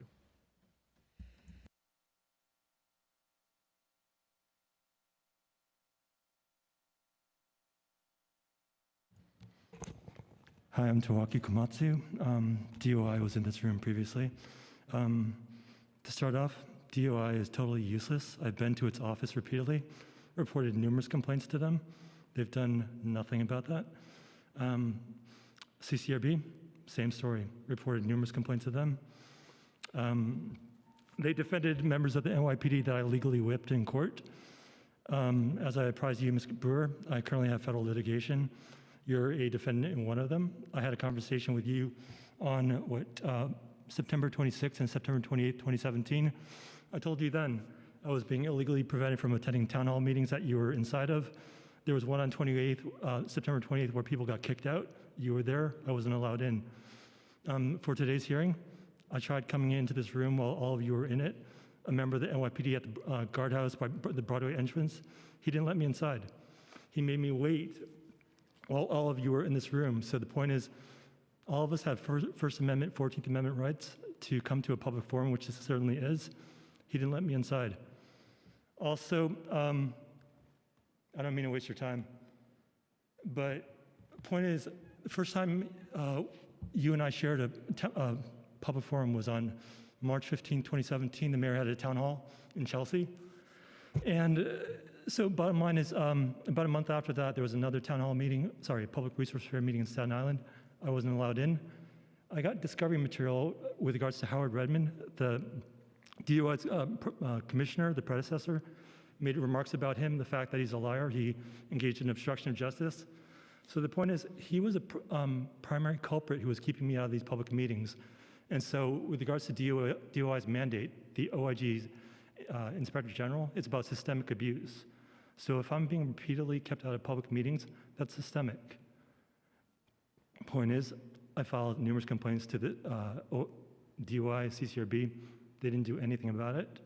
So what Mr. Redmond had to say in an email that he sent on April 13th, 2017 at 5:13 p.m. to Jerry Iovino was, quote unquote, if this guy shows up, alert City Hall staff, do not let him in.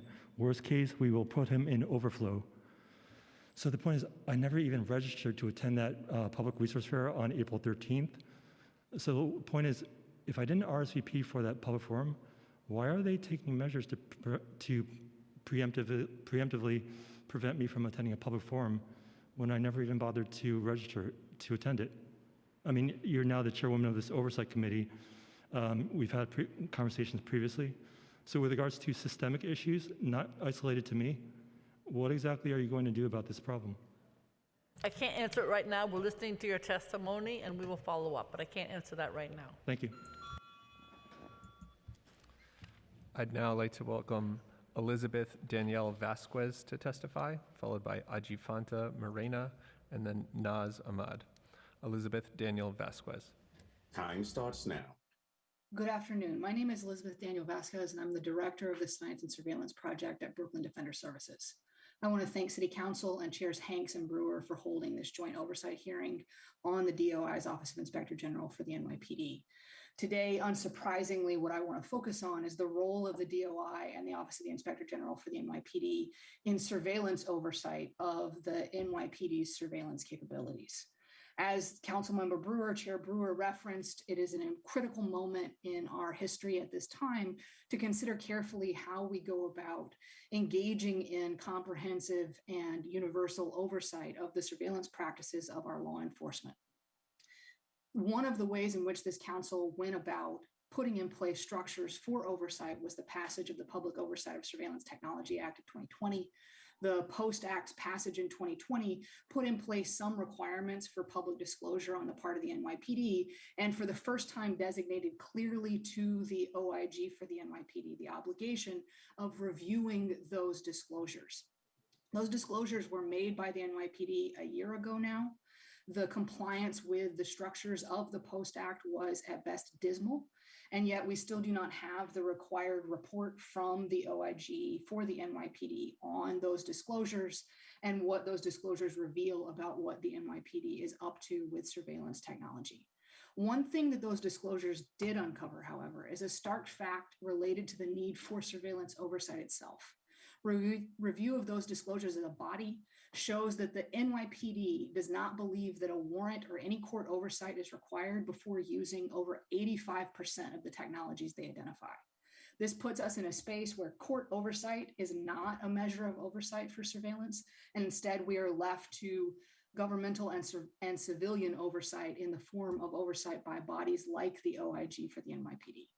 That's why it's extremely disheartening to hear today that one of the few areas in recent memory where the OIG has actually been looking into a surveillance technique, specifically the gang database, which they have been investigating for almost 5 years at this point, is still not coming time for the publication of a report in the next month or so. Another 9-month delay on the publication of a 5-year investigation is simply uncalled for, and we would call for the IG to release its findings and publish its report now.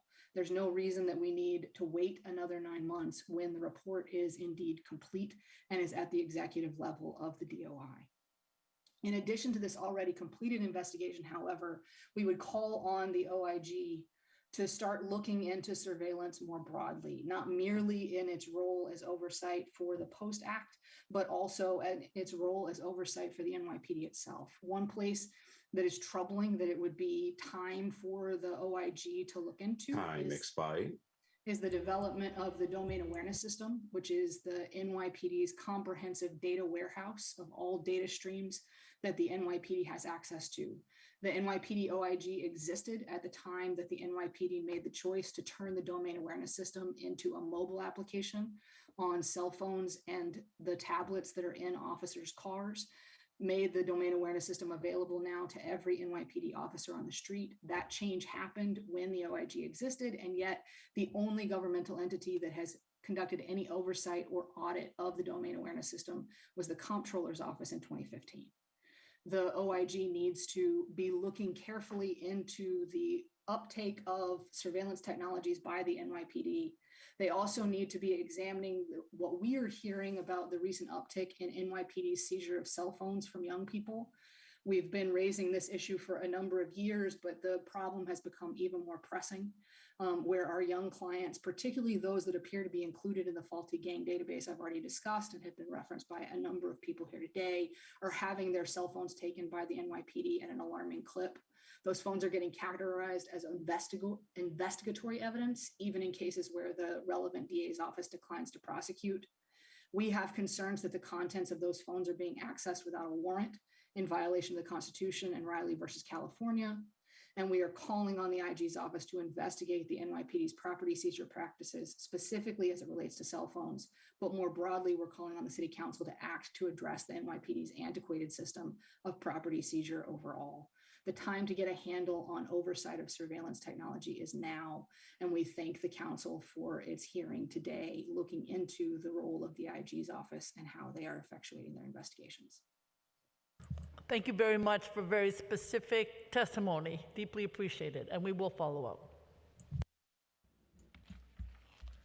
I'd now like to welcome Ajifanta Morena to testify, followed by Naz Ahmad, and then Evan Enzer. Ajifanta Morena.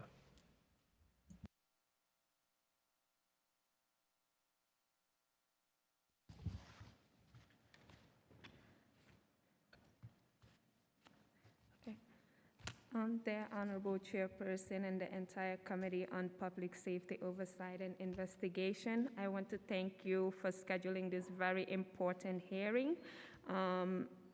My name's Ajifanta Marina. Here on behalf of Muslim Community Network. MCN was founded in 2003 with a focus on civic education and advocacy following the September 11 attacks to shape the public's understanding of Islam and what it means to be Muslim in the United States. MCN continues to be concerned about the NYPD's alarming history of surveillance and profiling members of the Muslim community in New York City. Muslim New Yorkers who come from various ethnic backgrounds and make up religious and community leaders, students, healthcare workers, business owners, taxi drivers, and part of the larger New York City community continue to feel discriminated against, unsafe, and traumatized by the heavy and unlawful surveillance on our communities since the rollout of the NYPD's Muslim surveillance program. MCN is calling on OIG to investigate the serious complaints about profiling based on religion and ethnic background and to make sure that it does not happen again under Mayor Adams' blueprint to end gun violence. The blueprint's tough approach on crime ignores the root causes of crime and instead of solving the issue might actually become the problem in increasing wrongful arrest and violation of our civil liberties and rights. Muslims who continue to be discriminated against. For instance, as recently as January 31st, we all witnessed how NYPD officer Rick Swan brutally attacked a middle-aged Muslim man by spitting on him, calling him a terrorist and other offensive Islamophobic slurs, punching him multiple times and then falsely reporting it. This is absolutely unacceptable for officers of the department that is tasked with protecting us. These will continue if there is no oversight on the NYPD. Secondly, having some of our recommendations include having cultural competency, language access, and sensitivity is crucial in the NYPD's work to report and investigate anti-religious hate crimes, not just against Muslim community, but also Jews, Sikhs, and other religious minorities. Unfortunately, the NYPD's annual hate crime report fails to account for the many incidents of hate and bias experienced by Muslims in New York City. Our experiences with hate are often disregarded, minimized, and never investigated. OIG's investigations needs to question why CBOs have larger reports of hate crimes than the NYPD's report. MCN has continued to do a hate crime prevention report since 2019 and found that over 42.4% of our survey people who took the survey experienced anti-religious hate crimes in the form of verbal abuse, were harassed based on their religion and ethnicity, and 23% experienced hate crimes in the form of dangerous threats. It's alarming to us that the NYPD reports only show in 2021 only report 11 Muslims experiencing hate crimes. In just 2022, we have collected up to 26 reports from community members who have been victims of anti-Muslim hate crimes within the past 2 years. In addition to this alarming data about the many ways hate crimes are experienced in our communities, the survey results also revealed that the majority of Muslims who experience hate crimes in New York City are young people. This is very alarming to us, and we want to continue to urge OIG to investigate and provide adequate oversight over NYPD's work, and ban use to continue to collect data from the NYPD regarding its participation in the Joint Terrorism Task Force, and to be more engaged in our communities so that they can hear recommendations from CBOs that are actually working with the communities and knowing the issues. Thank you, chairpersons and all members of the committee again for this very important hearing and for your time. Thank you, and of course, our best regards to Dr. Debbie Amontezer. Thank you very much. I'd now like to welcome Naz Ahmad to testify, followed by Evan Enzer and then Simcha Weissman. Naz Ahmad. Time starts now. Good afternoon, everyone. Thank you to the City Council for hosting this important hearing. I'm Senior Staff Attorney at the CLEAR Project at CUNY School of Law.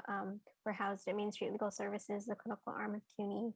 and CLEAR's mandate is to serve communities and movements targeted by so-called national security law enforcement practices. And we served as co-counsel in Raza versus City of New York, challenging the NYPD's suspicionless surveillance of Muslims in the New York City area. So I would just like to echo and amplify other things that have been said today in terms of how OIG NYPD serves a distinct and important function separate and apart from the CCRB to investigate policies and programs and practices of the NYPD.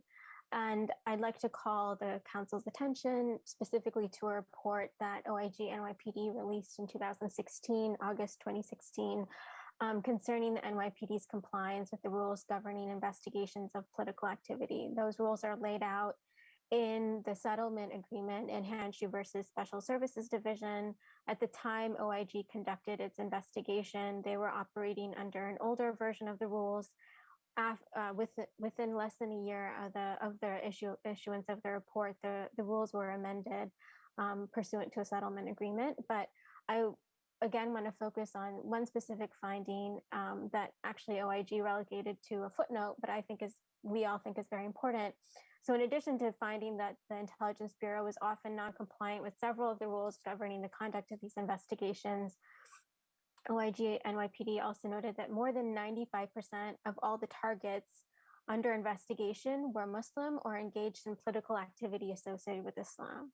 So it affirmed the report affirmed the impact that the NYPD's investigations into political activity disproportionately affected Muslim communities in New York City. Since then, the NYPD has not released any updated statistics concerning the targets of NYPD investigations. And as of now, it is reasonable to believe that the Intelligence Bureau's activities still overwhelmingly target Muslims, Muslim communities, and/or political activity associated with Islam. As the OIG NYPD correctly noted in its 2016 report, in the past, investigations have focused on others, including Black and Latino activists, student groups, socialists, and political protesters. So more than 6 years, or nearly 6 years, have passed since that report was issued. In that time, the position of the civilian representative was created again through that settlement approved in 2017. And the civilian representative has issued 4 annual reports concerning compliance with the Hanshu rules. But he also has not released any updated information about demographics of the targets. Time expired. And I would just urge the City Council and the OIG to continue to focus on this, in particular, given that some high-ranking members of the NYPD, including John Miller, who testified just this month, seem to discount the effects of this surveillance program. And so I would just urge that renewed investigation be done to this very specific issue because it has disproportionately affected Muslim communities. Thank you for your time. Thank you very much. Excellent testimony. I'd now like to welcome Evan Enzer to testify, followed by Simcha Weissman, and then Katura Tops. Evan Ensner. Time starts now. Hello, I'd like to start just by thanking Chair Brewer, Chair Hanks, and all the members of the committee. I'm Evan Enzer. I'm a legal fellow at the Surveillance Technology Oversight Project, and I'm thankful for the opportunity to testify on my organization's behalf today. STOP is a New York-based civil rights organization. Our work largely focuses on the discriminatory impact that uncalled for surveillance has on BIPOC New Yorkers. We're concerned about the state of OIG's investigations into NYPD surveillance systems and OIG's independence from DOI and the mayor's office. First, I'd like to touch on an OIG NYPD delay on publishing the report about the so-called gang database. The gang database is comprised of individuals, often children, who NYPD suspects are members of a gang or crew. People can find themselves in this database for all kinds of innocuous reasons, including what they wear, who they know, or where they spend time. And NYPD is much more likely to find clothing or acquaintances indicative of gang membership when an individual lives in a BIPOC neighborhood. In fact, about 98% of people in the database are Black or Latinx. According to OIG NYPD, the office has been investigating this database since about 2018. And as we've heard from many people today, that 4 years should have been more than enough time to issue a report on this database. But while we're waiting, NYPD continues expanding the database, causing irreparable harm to New Yorkers.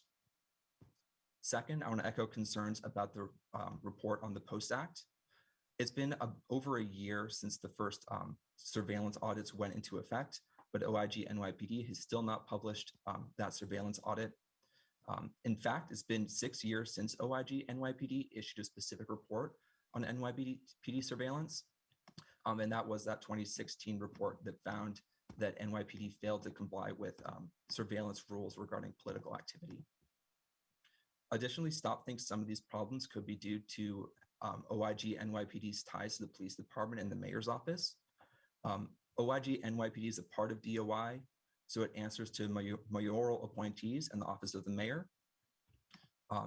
This subjects them to the influences of politics, and we've heard reports from several years ago that DOI leadership shelved several OIG NYPD reports, including reports about the gang database. Additionally, occasionally OIG or DOI partners with NYPD and other law enforcement agencies to investigate crimes and refer them for prosecution. And it can be hard to be truly critical of a partner when your other investigations do rely on their cooperation. So New York do several things to make this situation better. OIG NYPD needs to publish the delayed reports on the gang database and Post Act. Additionally, it should begin new investigations into other surveillance technology. Time expired. All right, with that, I can rest the rest of my time. I want to emphasize the importance of making sure that OIG NYPD is a truly independent agency. Thank you very, very much. I'd now like to welcome Simcha Weisman to testify, followed by Katura Tops and then Daniel Hill. Simcha Weisman. Time starts now.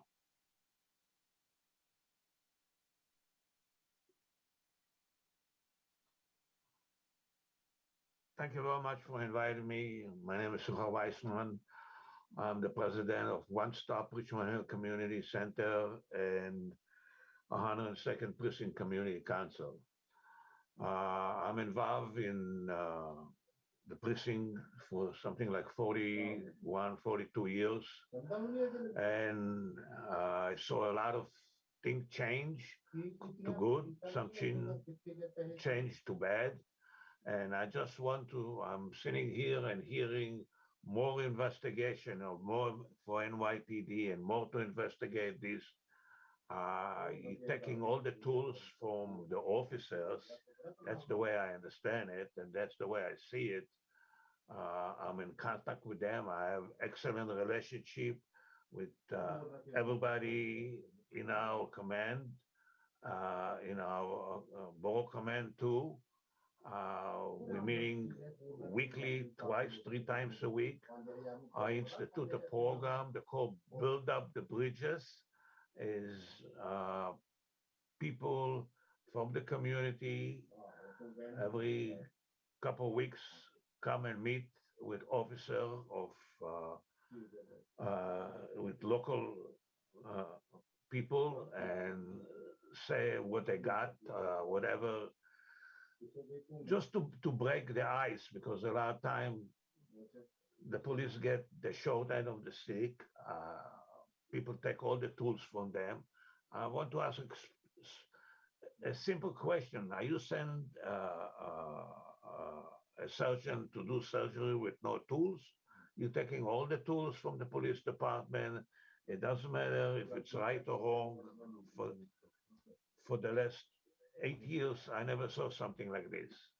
And I just cannot believe in what's going on. People talk about a lot of stuff instead of talking about how to save the city, how to take the gangs, the guns.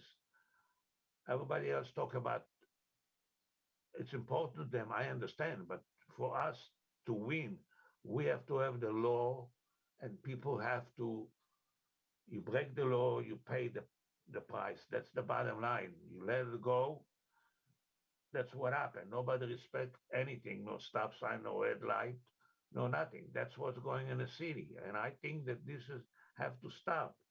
The police 24/7. I'm out at night, for 18 years, I had a civilian patrol. And believe it or not, we did excellent. We went and took a course. We used to out between 11 and 4 in the morning. We did excellent job until one day Time expired. a new captain came and said, we don't need you anymore. Everything is fine. Well, we listen, we close it, and that's it. You know, I just want to say we have to do better what we do to build the bridges between the community and the police to the community. Thank you very much for inviting me. Again, thank you. Thank you very much for testifying. I'd now like to welcome Keturah Tops to testify, followed by Daniel Hill. And at this time, if you are participating via Zoom and you wish to testify and your name has not been called, please use the Zoom raise hand function. Keturah Tops. Time starts now. Good afternoon, Chairwoman Brewer, Chairwoman Hanks, and members of the committees. My name is Keturah Tops. I am Policy Counsel at the NAACP Legal Defense and Educational Fund, also known as LDF. And on behalf of LDF, I'd like to thank you for holding this critical hearing. Since its inception, LDF has worked to address police violence, misconduct. I can hear somebody else speaking. Has worked to address police violence and misconduct. Our Justice and Public Safety Project uses litigation, policy advocacy, public education, and community organizing to ensure accountability for police misconduct, promote public safety practices that eliminate racial biases, and drastically reduce the presence of armed law enforcement in communities of color. In 2018 and again in 2019, LDF testified before this council that the NYPD maintains a gang database that uses overly broad criteria to designate thousands of New Yorkers as members of gangs or local street crews. The NYPD disproportionately confers these affiliations to Black and Latinx New Yorkers and then subjects them to heightened surveillance and criminalization, using violent and aggressive policing tactics and failing to provide due process protections for the individuals on that database. Again, as I testify in 2022, this remains true today. Last year, the OIG confirmed that it began investigating the NYPD's gang policing practices and database in 2018, and after 3 years, its investigative review was in its final stages. However, as others have noted before me, to date, we still have not received this report, and the NYPD's problematic gang policing practices continue. We urge the OIG to promptly complete its investigation into the NYPD's gang policing practices and publish a thorough report of its findings. In June 2020, when this council passed the Public Oversight of Surveillance and Technology Act, also known as the POST Act, it mandated that the NYPD publicly disclose its surveillance technology policies, including descriptions of its surveillance technology capabilities, rules on data retention, and more. In its initial disclosure, the NYPD failed to comply with the POST Act with the full range of its requirements, prompting LDF and other advocates to write public comments in February 21 highlighting these omissions. Nevertheless, when the NYPD published its final policies, it still failed to rectify these omissions, and in the meantime has continued to use and access a number of powerful surveillance tools, including military-grade equipment and networks of thousands of cameras across the city with minimal oversight or public awareness. The POST Act requires the OIG to conduct and release an annual audit of the NYPD's compliance with this act, but to date, the OIG has— Time expired. I'll be quick. In fact, the OIG's office has not released a report on NYPD's surveillance practices or its effects in over 6 years. We strongly urge the OIG to thoroughly investigate the full range of NYPD's expansive use of technologies that facilitate surveillance and failure to comply with the POST Act. And finally, I'll note quickly that Mayor Adams' blueprint to end gun violence and the NYPD's quality of life enforcement initiatives both mandate significant increased police presence in the city's most resource-deprived neighborhoods. But as research makes clear, including the OIG's own report, these practices are often discriminatory and ineffective at reducing violent crime. Moreover, as was demonstrated by the NYPD's own practices and efforts to address gun violence through stop and frisk and through the use of specialty units like its plainclothes unit and strategic response group, with documented histories of violent practices that have harmed countless New Yorkers of color, increased policing methods like these have been shown to only contribute to the disenfranchisement and over-criminalization of Black and Brown communities. Finally, to close, I'll just note, rather than repeating the mistakes of the past, this council must prioritize methods that have been proven as successful in reducing gun violence and increasing public safety without the risk of police harm, such as community-led violence prevention methods, economic stability, and affordable housing. We call upon this council and the OIG to take immediate action to ensure that NYPD does not repeat its problematic history of implementing harmful practices with little to no transparency, oversight, or accountability. We address these issues in more detail in our written testimony, which I will submit for the record. And as usual, we welcome the opportunity to meet with council members and discuss this more at length. Thank you for your time. Thank you very much. Great testimony.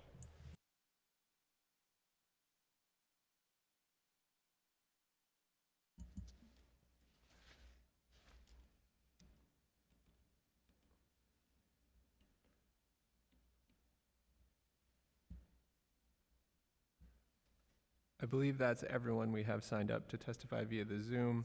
We'll just do. Somebody right there. I'd now like to welcome Daniel Hill to testify. Daniel Hill. Time starts now.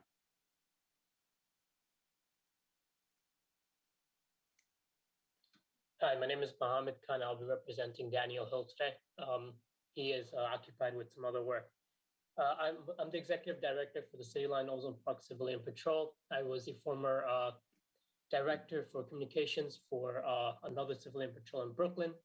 We've helped with many different incidents around New York City and dealt with many of what was discussed today, from the investigations done by the NYPD and spying on the Muslim community to other incidents that has taken place, whether that be in the Sikh community, the Hindu community, and so on. What we've done in Brooklyn, in Ozone Park, in Queens, and around New York City is built a relationship with the NYPD to build better neighborhoods. Some of these initial steps has to do with the discussions within our communities. This, the review board here, if they're not providing us with updates with what we're reporting and what the community's concerns are, then where is the community supposed to go? And if they do not provide us with resources, how to improve our relationship with the NYPD or how to improve our relationship as a community so that the community gets the benefit, because we're not existing without the NYPD. There is no way that we can live in New York City without the police resources that we have. So how can we improve those relationships? That's what the community maybe should be looking into improving, maybe helping us get to that. We have a civilian patrol that makes the relationship better. We have the community board, the precinct council that helps us make it better. What can the elected officials and city council help each community locally to do better now? You know, each area has their own precinct. How can those community members, how can those mosques, those churches, those temples make a better relationship with the NYPD? Let's get to those discussions as we're figuring out what has happened in the past. Because now we need to find new ways, we need to find ways to improve those relationships so these past incidents do not continue to happen. You know, I encourage, just like we have done with our councilwoman, Joanne Ariola, meeting with each precinct individually, you know, having them involved in our religious affairs, involved in our daily affairs so that they can understand what we do. And we don't have to have spies within amongst us. We don't have to have people dressed up in a way to reflect or to look like us just to get more intel on us. Sometimes it's just going back to the basics and just educating our precincts, our people around us, just like everyone and anyone needs education. You know, I seriously think that we should think again of how we can improve this relationship with the NYPD and help those community members that doesn't speak the language, help by having commanding officers that reflect that ethnicity or background and within that precinct majority.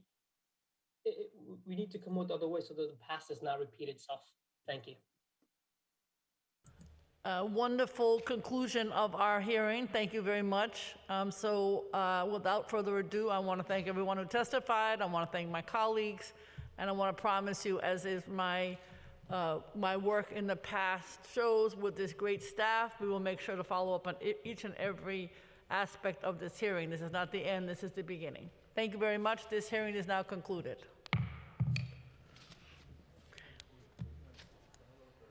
Is that woman over there from?